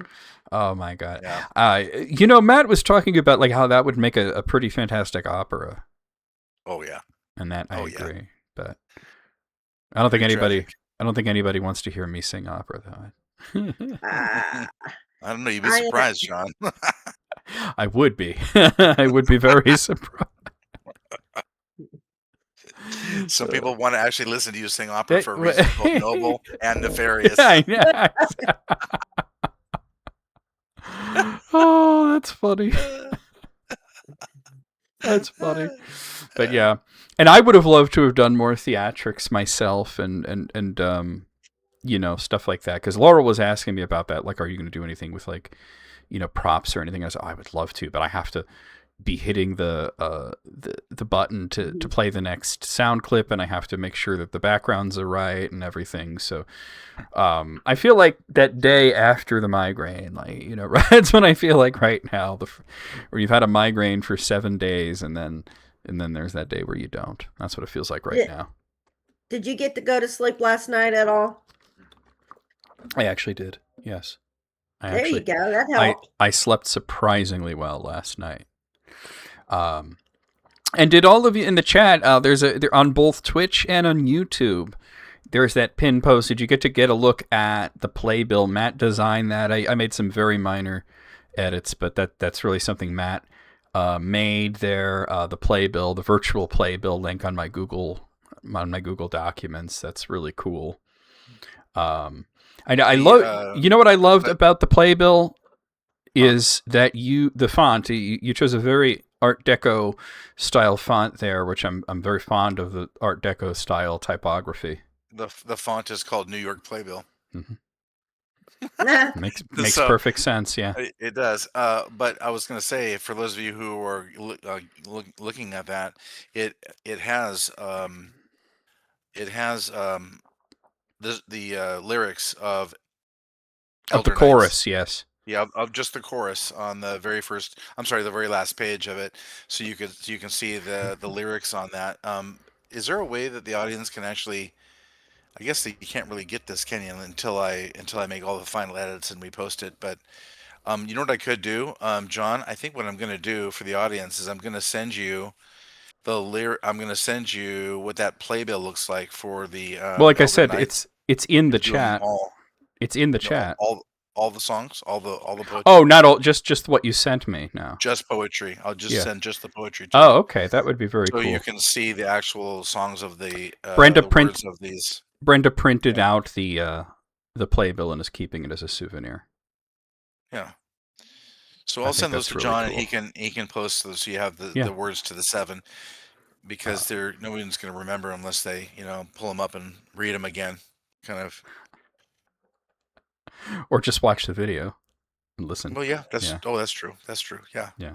Please watch the video lots of times. Yeah, absolutely. Please watch it. Do we have any many times? Do we want to move this to each one of us having a mini segment like we do in the normal broadcast of the show? Why not? We could talk about whatever to do with the play and logistics and stuff like that, and little anecdotes stuff from stuff from just like what we've been working on lately. It's funny because I'll go first here just briefly. I'm not going to time us or anything. I don't have a lot to say, but I just put up the new video.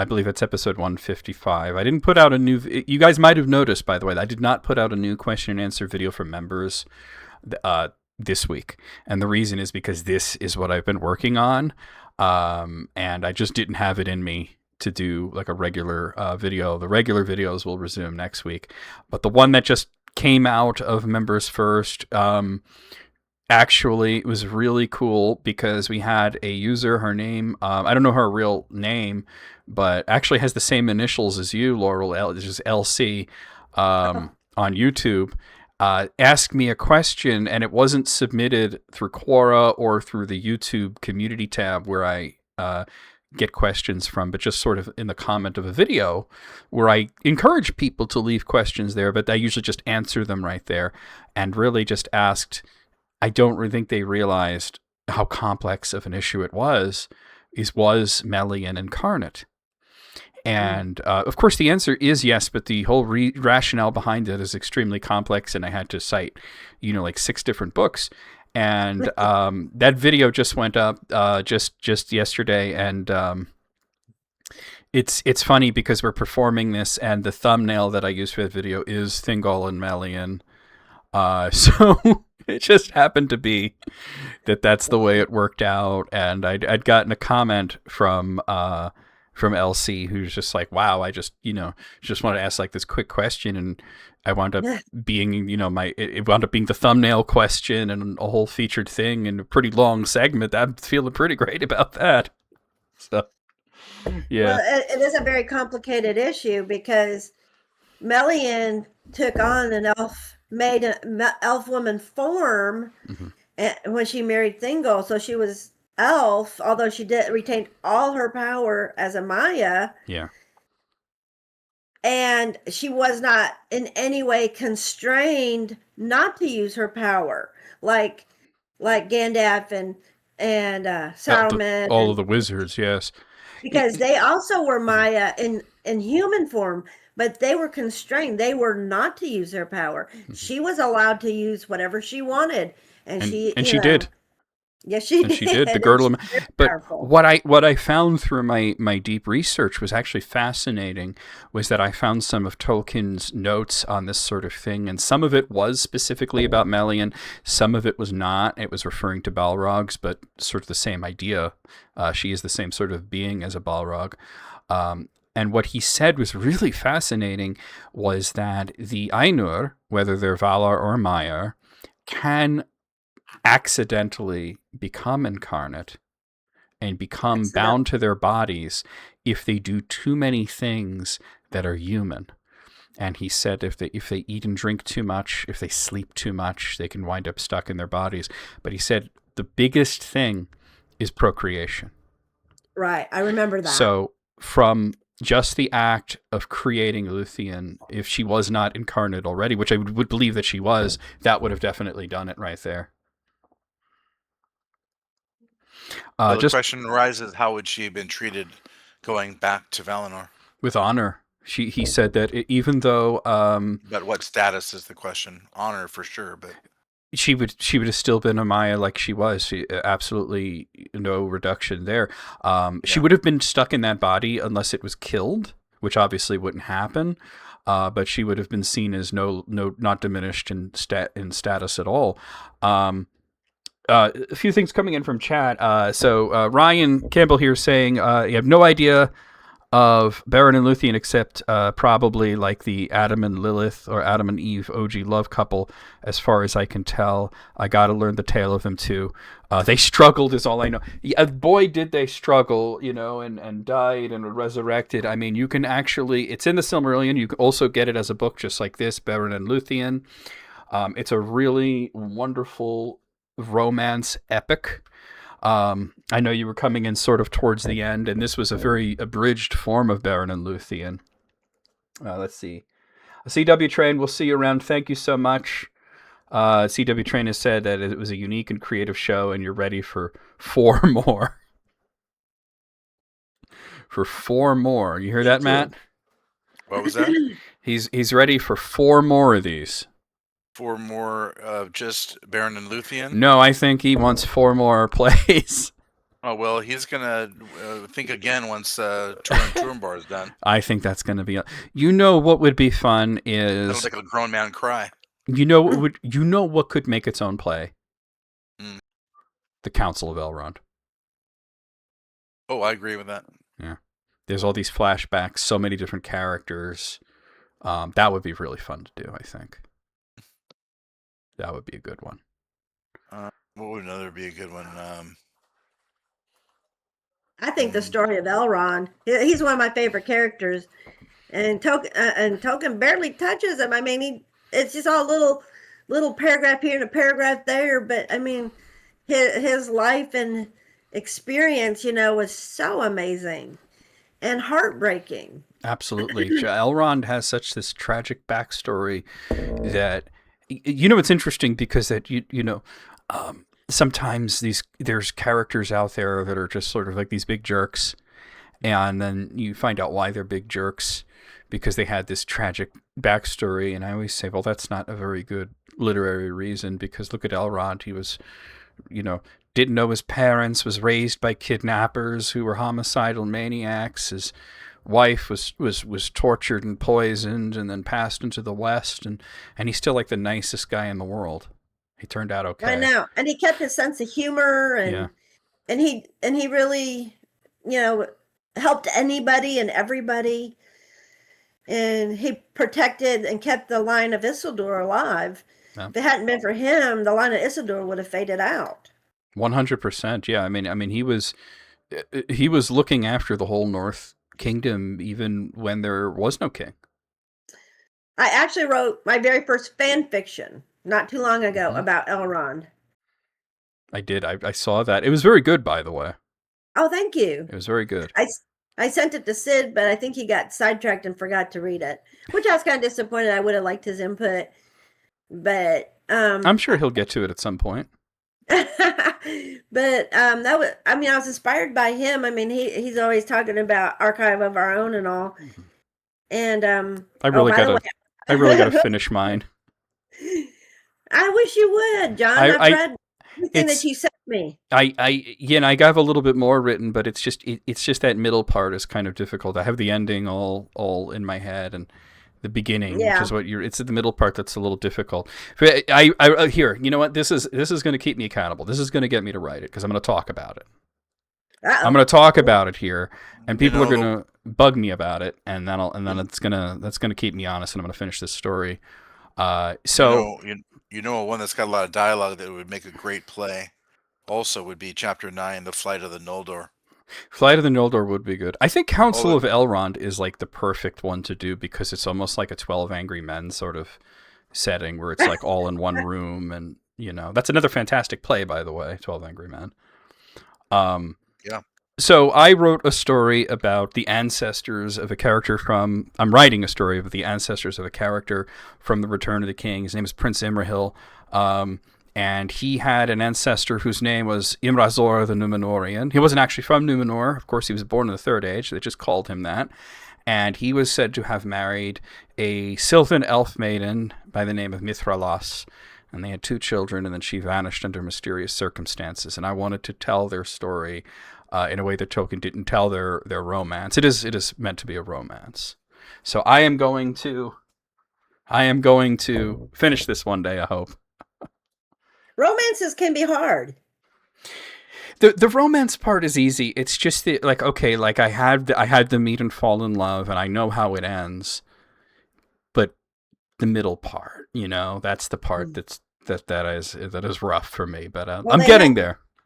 They had 2 kids, right? They did have 2 kids. Yeah, they had a son and a daughter. It was shortly after the daughter was born that she just vanished, and I want to surmise what actually happened to her. And there's a few characters that are a little familiar, like at the end, Celebrian is going to be in it. That's Elrond's wife. Oh, that's cool. But there you go. It's okay. Hey, Ryan, just tomorrow come and I'll have a video of this and you can watch it from the beginning and see everything. But absolutely, the story of Beren and Lúthien is this really amazing love story because it's sort of like Aragorn and Arwen. They're very similar in a lot of ways. Beren is very similar to Aragorn. Arwen is very similar to Lúthien. As a matter of fact, when Aragorn first met Arwen, he called her Tinuviel, which is what Beren called Lúthien.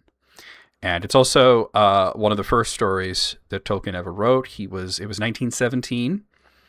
And he was in hospital.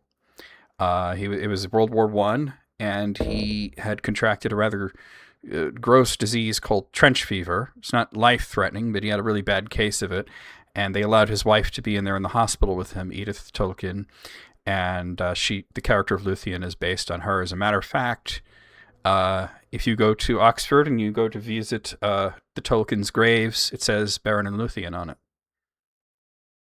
Or you could just look up a picture of it. That's a lot easier than traveling all the way to Oxford.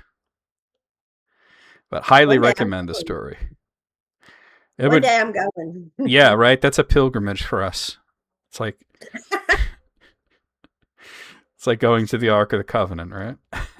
Almost. You're going to Oxford. But yeah. As a matter of fact, why not do a little sort of reading for you guys? I have letters of J.R.R. Tolkien here. And I want to read the letter that he wrote to his children after Edith died, actually. Which is obviously one of the last few.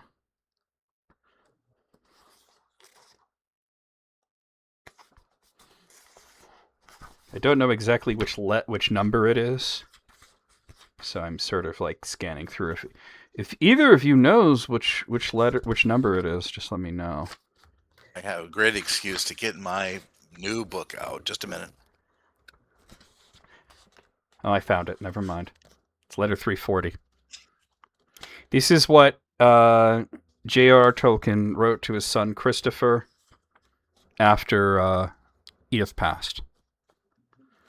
I have at last got busy about Mummy's grave. The inscription I should like is Edith Mary Tolkien, 1889 to 1971, Lúthien. Brief and jejune, except for Lúthien, which says for me not more than a multitude of words, for she was, and knew she was, my Lúthien. Say what you feel without reservation about this edition. I began this under the stress of great emotion and regret, and in any case I am afflicted from time to time increasingly with an overwhelming sense of bereavement. I need advice, yet I hope none of my children will feel that the use of this name is a sentimental fancy. It is at any rate not comparable to the quoting of pet names in obituaries. I never called Edith Lúthien, but she was the source of the story that in time became the chief part of the Silmarillion. It was first conceived in a small woodland glade filled with hemlocks at Roos in Yorkshire, where I was for a brief time in command of an outpost at the Humber garrison in 1917, and she was able to live with me for a while. In those days her hair was raven, her skin clear, and her eyes brighter than you have seen them, and she could sing and dance. But the story has gone crooked, and I am left, and I cannot plead before the inexorable Mandos. I will say no more now, but I should like ere long to have a long talk with you. For if it seems possible I shall never write any ordered biography, it is against my nature, which expresses itself about things deepest felt in tales and myths. Someone close in heart to me should know something about things that records do not record. The dreadful sufferings of our childhood from which we rescued one another, but could not wholly heal the wounds that later often proved disabling, the sufferings that we endured after our love began, all of which, over and above our personal weaknesses, might help to make pardonable or understandable the lapses and darkness which at times marred our lives, and to explain how these never touched our depths nor dimmed our memories of our youthful love, forever, especially when alone, we still met in the woodland glade and went hand in hand many times to escape the shadow of imminent death before our last parting. I spent yesterday at Hemel Hempstead. A car was sent for me, and I went to the great new grey and white offices and bookstores of Allen and Unwin. To this I paid a kind of official visitation like a minor royalty, and was somehow startled to discover the main business of all the organization of many departments, from accountancy to dispatch, was dealing with my works.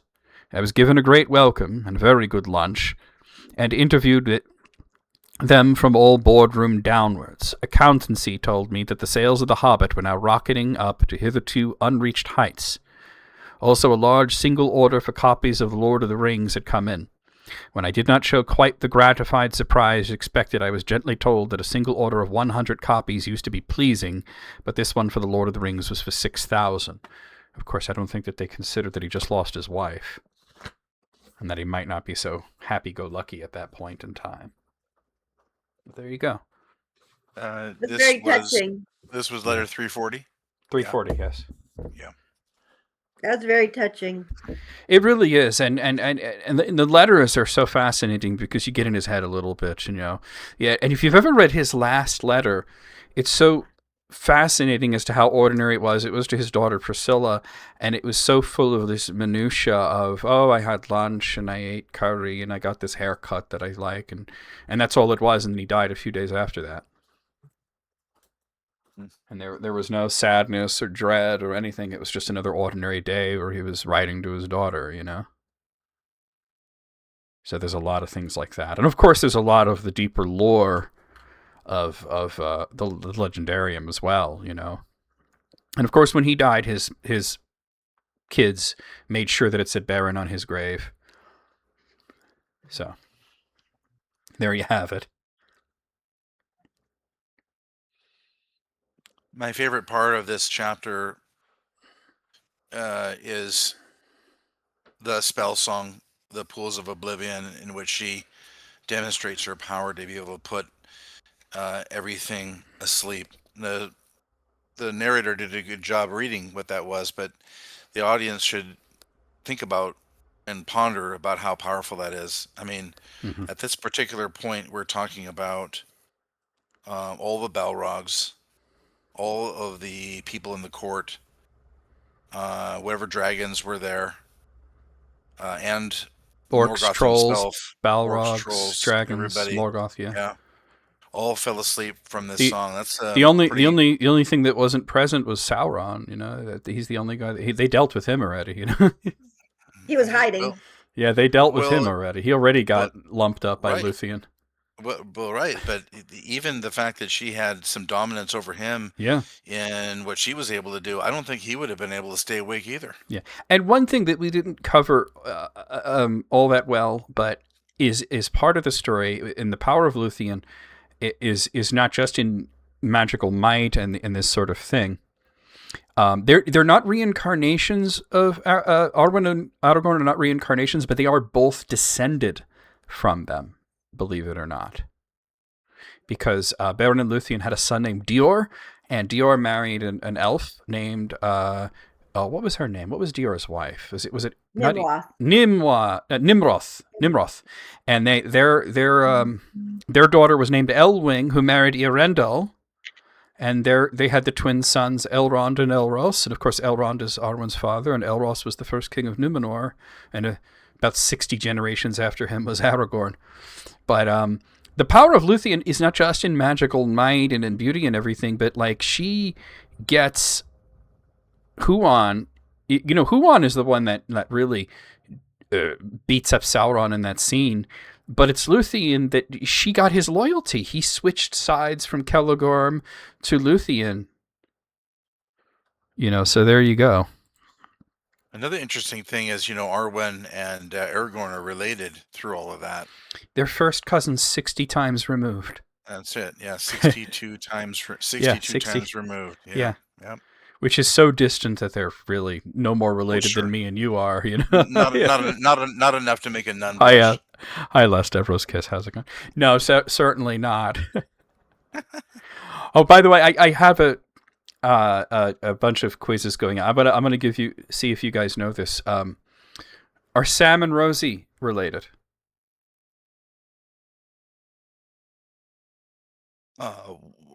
They're both Stewards? No. Do they have a familial relationship? Well, they're hobbits, so probably. Well, I mean, you go far back enough, anybody is. Interesting thought. I don't know. Because you can connect almost any two hobbits to each other, but when I tried to connect Sam and Rosie, what I found was their families were only connected by marriage, and there was a family between them. Okay. So in other words, one of Sam's sort of distant cousins had married one of somebody else, and then that person's cousin had married Rosie's grandfather or something like that. So it was knowing Tolkien, that is not accidental that he made that careful break. Not at all. Not at all. Of course. I mean, there's a reason that Appendix C is all just the genealogy, which is fascinating stuff, you know. Yeah. Yeah. Cool. I haven't even looked at normally this week I would have done do you want to do the quiz reviews for this week? Sure. Why not? Because I didn't do good on some of them. Yeah, let's do the quiz reviews because I did not get to do them because I didn't make a new video. But let me bring it up right here. Okay, so this was what? Was this Appendix B? I think it was all Appendix B stuff. Yeah, I think it was last week was.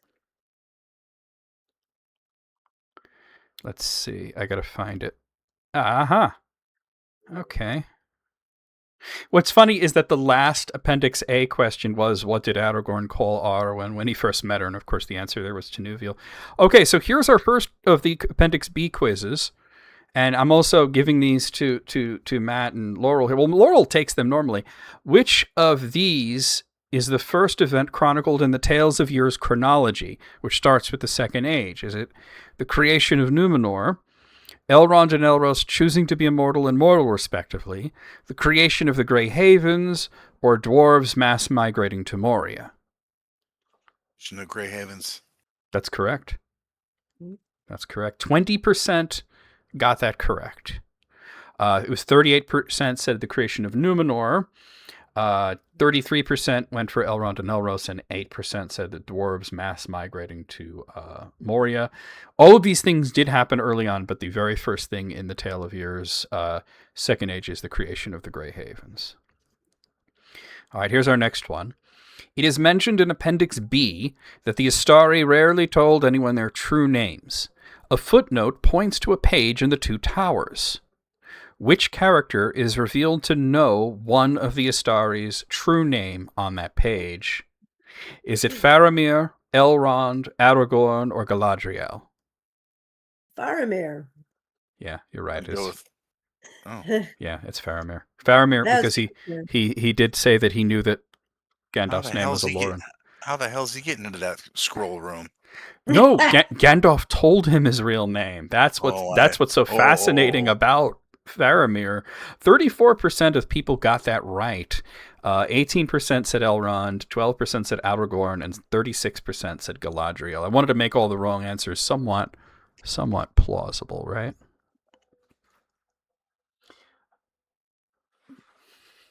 No, they are different souls because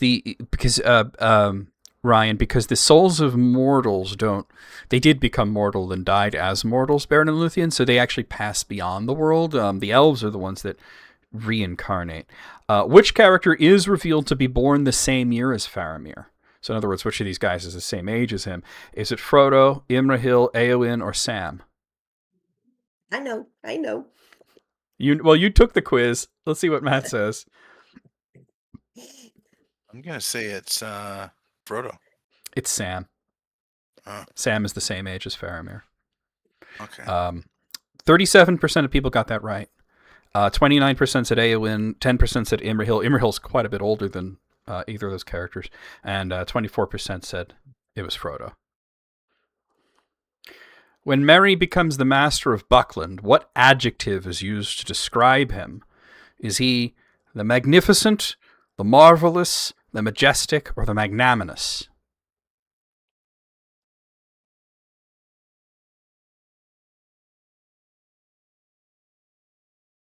Can you repeat the question again? Which of those was Merry when he became the master of Elrond, Buckland? Oh, Was he the magnificent, the marvelous, the majestic, or the magnanimous? I think it was magnanimous. It was Meriadoc the Magnificent. Ah, But 42% got that right, and 42% also said it was an even split between magnificent and magnanimous. 9% for marvelous and 7% for said majestic. oh darn it! Which I missed that one. Which of these titles do both Merry and Pippin have? Master, Counselor, Thane, or Keeper? Which two characters? Merry and Pippin.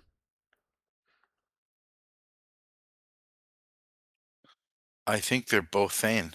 They both become Thane. Now, only Pippin is the Thane. Merry is the Master, but they're both Counselors of Gondor.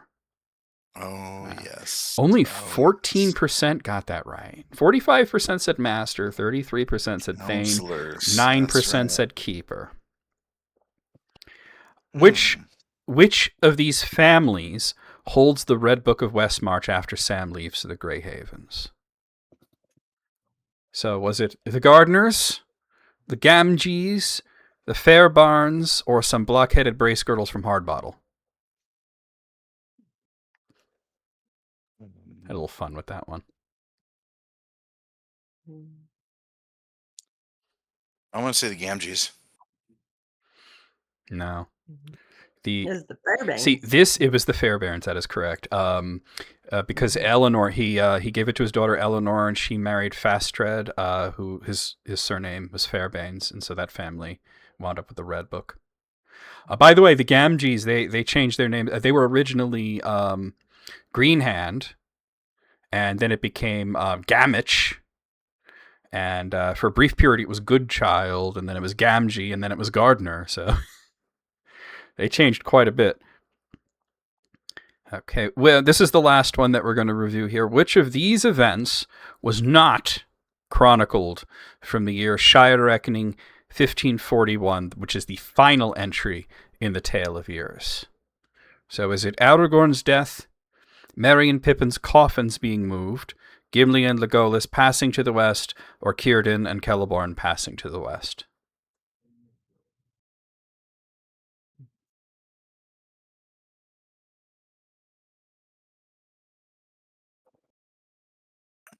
Three of those are mentioned. One is not.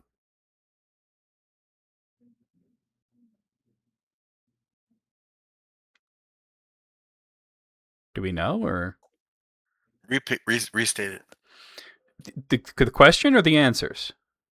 No, but everything. The question Okay. and the options. Which of these events was not chronicled from the year Shire Reckoning 1541, which is the final entry in the Tale of Years?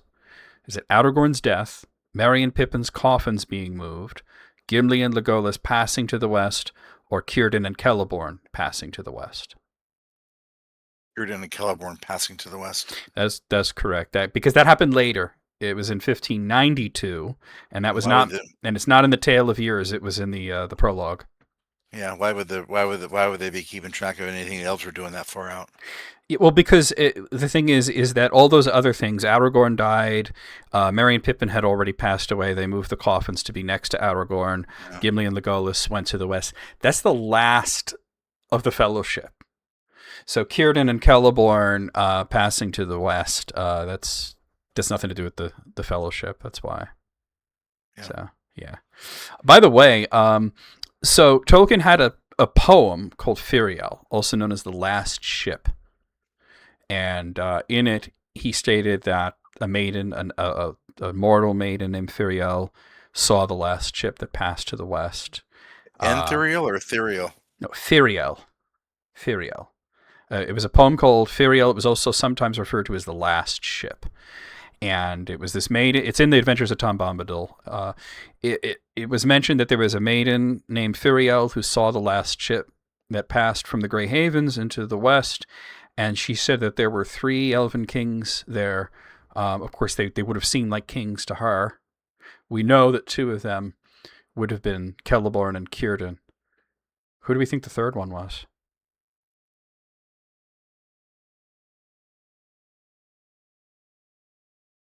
I think you believe it's Thranduil. Yeah. Which kind of I think it would have been I think it would have, because that's the only other character that I think some random woman would have seen as being a king of elves. Because he was a king. He would have been the only one that was a king on that ship. And he was not young. He was very old. I mean, he was probably born sometime in the mid-Second Age, so he would have been pretty old, yeah.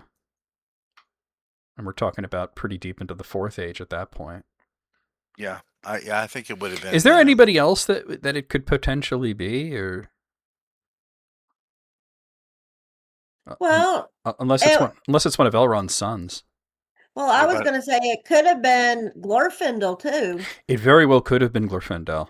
It very well could have been. He would have appeared as a king. He's practically an angel. I mean, he's so glorious. But he would be the only one that I would say if it wasn't Thranduil, which it might not have been. I mean, Thranduil was well established. The reason that I like it being Thranduil is because then it's 3 Teleri. It's the 3 types of Teleri there, you know?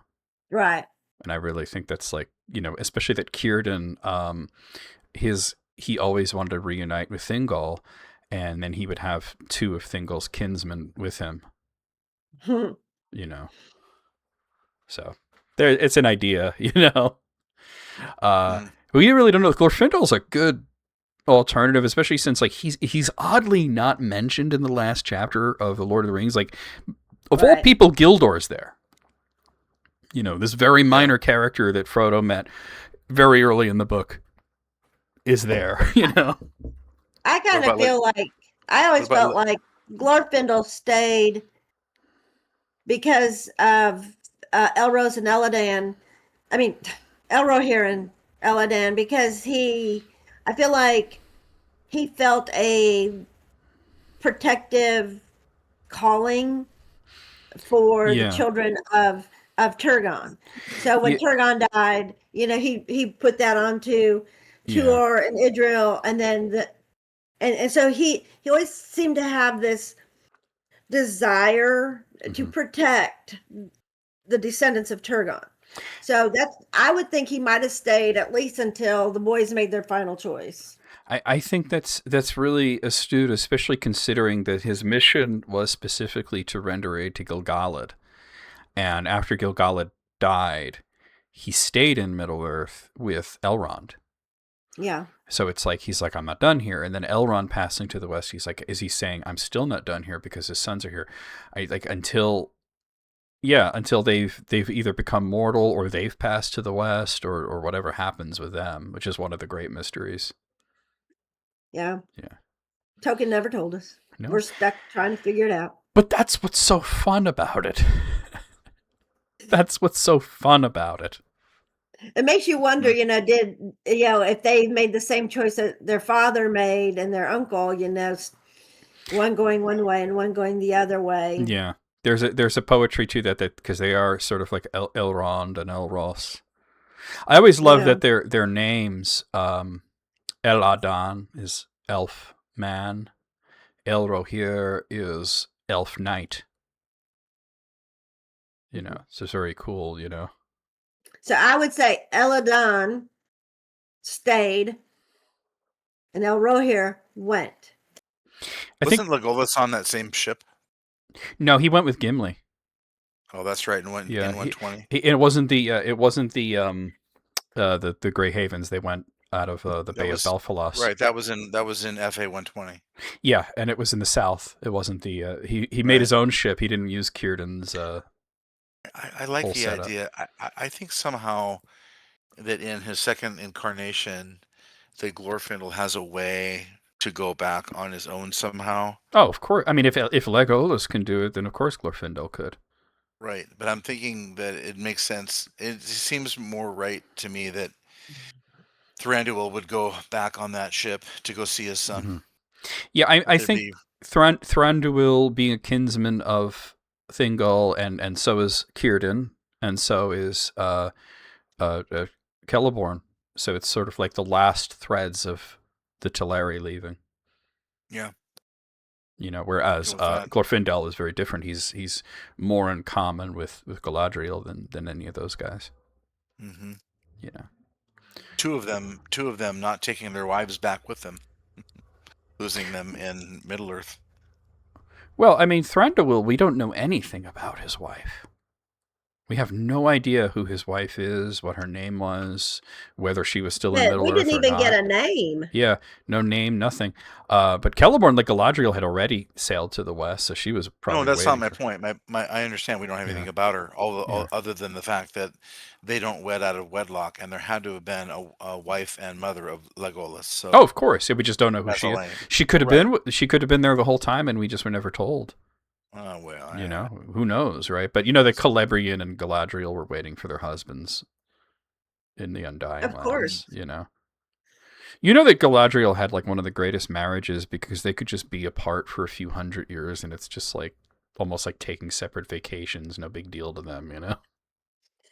Well, that's the military life, you know. Yeah. You know, my husband was in the military, retired out of the military, and he was gone all the time, and hey, we'll be having 40 years pretty soon.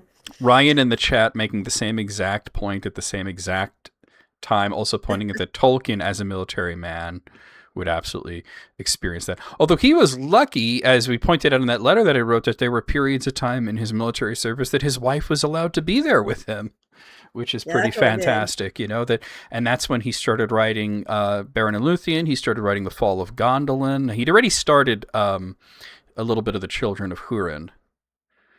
But yeah, but he started the big front ones. the front lines in World War One to the shores of Dover are no more than a couple hundred miles, Yep. at the most. Absolutely. Actually, not even that much. So it's a very compressed amount Yeah. of space. And he wasn't on the front lines for very long. I mean, he was Signal Corps, so he was mostly bored out of his skull, relaying messages and stuff until like he went to the front lines and then immediately got sick. Yeah. And then had to be sent to a military hospital for like a few years. He was there. Fever. That's when he was really going hard on the Fall of Gondolin, the earliest versions of it. Yeah. Which you could read in the Book of Lost Tales Part 2, which I have. I have as part of this giant tome right here. As a matter of fact, this also has some of the earliest versions of Beren and Lúthien, because the Lays of Beleriand are in here. Let's put that away, though. Ooh. All right, folks. So I think we're gonna wind down here. Mm-hmm. So let's go around the room. We'll start with Laurel. Plug what you got to plug. Promote yourself. Tell people how they can find you, especially Laurel, since this is your first time on the show. So go ahead. Okay. So I don't have a whole lot to plug. I am on Quora, and questions haven't been so good lately. So sometimes I'll get on there and I'm on there a lot, and then other times I'm not. I have my own Quora site where I usually put out my answers first, and then I put it out to the public. Just trying to get more traffic in my own personal space. It's called Laurel Callahan on Quora, and it also has your Elvish name in there. Yeah, it has my Elvish name, which is right below her, so you don't have to worry about how to spell it. It's been there on the screen the whole time. Yeah, and I love it that John helped me choose that name, Omariel, and then I picked Nifredel because that's a little white flower. Well, my name is Laurel, which is a little white flower, so that's why I picked Nifredel. So we have, Omariel, Nifredel, and but that is part of my. Can I tell a quick fun story about when we came up with the Elvish name? Yes, of course. Because I had done a thing where I had offered to anybody who wanted me to translate their names into Elvish, into Quenya specifically. And there were some pretty challenging ones. There was a guy, I forget what his actual name was, but when I looked up the etymology of it said admirable, and I was like, oh no. That's Myron. That's Sauron. But I said, how about we'll go with Sindrin, for you could be Maitan. But Laurel asked me to do it, and I said, well, there's a few different ways we could do it, and I think, Almariel is a lady with flowers. And I said, but if you have blonde hair, you could be Galadriel. And she says to me, I've always wanted to be Galadriel. But she wound up choosing Almariel, which I think is the wise choice, because you don't want it to be like a recognizable character's name, Well, that's for sure. I mean, I had one guy whose name was Victor, and I said, well, you're Turin. Your Turin is what you are. But I was also doing last name, so it wasn't like Turum Turamba or, anything like that, Yeah. When I was growing up, I always would play with my cousin, and I would say I was always Galadriel, Mm-hmm. and I grew up in the jungle, so down in South America. So, we would do things like walk around with machetes and chop grass, and but I was always Galadriel. I could see her just she would be swinging a machete, but somehow not cutting anything. The plants would just get out of her way. Get out of the way. They'd be like, whoa, lady with a knife, She wouldn't actually cut any tree branches or any grass. They would just bend when they saw her coming with a big blade. Of course, you guys know you can find me right on here. My name is John Sierra, or NecroVMX on Twitch. You can find me on Quora as John Sierra, or just go to the Grey Havens, which also has writing from a lot of other great people, such as Laurel and Matt and Sid. Matt, go ahead. I am on Quora as well as Lore Master, and we also have a joint website together as loremaster.com, lore-master.com, that is. And you should come and join and log in, and you'll be able to read a lot of the great articles that are put out by any one of us 9 in our writing consortium that we all are in. John and I and Sid and Laurel, and there's 5 others. But it's well worth it. And if you like this content, you're going to love the format on Quora. It is much better than any other format out there for these kinds of articles. Okay. And so we're going to come over to here, and I'm going to go over the schedule, streaming schedule with you folks, and then we're going to end the broadcast. If you're watching on YouTube, the broadcast is going to end, and it will be unavailable afterwards, but just keep an eye out for a few hours later. I'm going to upload it as a video. And the only reason I'm doing that is because I want to be able to put all the proper credits in the description for all of the art that I used for backdrops and such. But if you are watching me on Twitch, we will be raiding out, which means we'll be raiding somebody. Now, for those of you watching me on YouTube, I will be live next week, which is July the 1st, and we're going to be... No, not What's next that? week. What do you mean? What What am I? Next Oh, week is I'm just looking at this all completely wrong, aren't I? Yeah. Today's the Yes, 4th, sir. July the 11th. Wow, my glasses are dirty. July the June. 11th. June the 11th. Wow, I am. Let me clean my glasses. June the 11th. Imagine if next week was July. No. Next week, June the 11th, and I will be reading The Return of the King with you guys. 2 weeks, June the 18th, we'll be playing that Two Towers game off the Game Boy game, where we finished the Aragorn section, which was pretty fascinating, and then we were playing Gandalf, which is also pretty fascinating because he deviates, of course, and I'm really interested to see how they handle, the Balrog battle, specifically what happens afterwards. Are we going to go to the peak of Zirac-Zagil? Are we going to fly on an eagle? How are they going to handle Gandalf the White? So that's going to be interesting to see. And then, of course, in 4 weeks, July, for real this time, the 2nd, we'll be back with the Council of Tolkien. And if you're watching me on Twitch, you guys know I stream every day. Tomorrow, we're going to continue Dragon Quest VII Reimagined. I didn't get to play it for very long last week, which is terrible. It's a new Dragon Quest game, and you guys know what a big Dragon Quest fan I am, and I only got to play it for like an hour, and then I had to leave for the whole weekend. But that we'll be continuing that tomorrow. On Saturday, we will have more of Xenoblade Chronicles. On Sunday, more of Mega Man ZX. On Monday, Street Fighter 6. On Tuesday, Hollow Knight Silk Song. We technically finished that, but we have 2 more endings to get. On Wednesday, Sea of Stars. And of course, Thursday, our Tolkien stream with The Return of the King will be live both here on Twitch and on YouTube. That being said...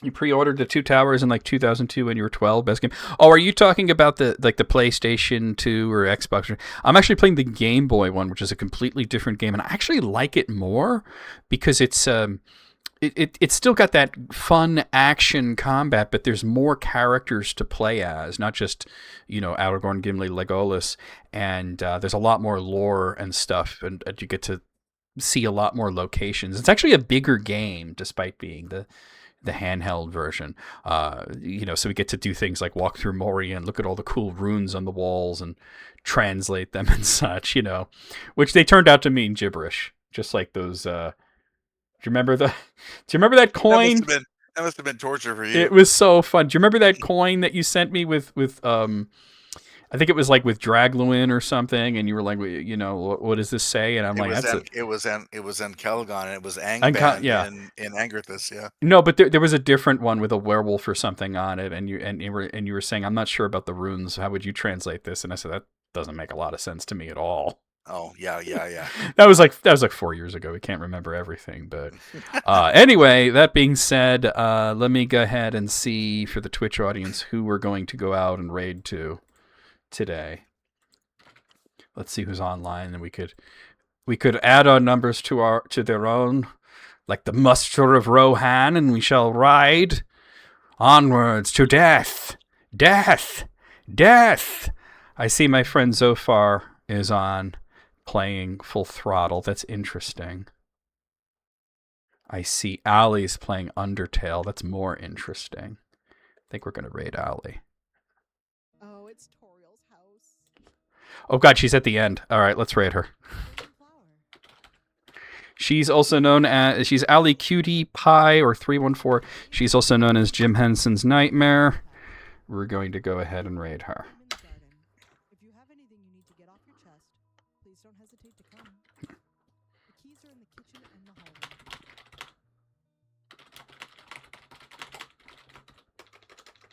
She just said to her audience, if there's anything you want to get off your chest, let's tell her we're raiding her to get some things off our chest. Well, yeah. All this nonsense is indeed on brand for Jim Henson's Nightmare. Because Undertale would kind of freak him out, I think. Especially if he was on one of his benders. Okay, for those of you in the Twitch audience, copy that, paste it as we head into Ollie's stream. For those of you in the YouTube audience, we all love you and we'll see you next week. Away we go.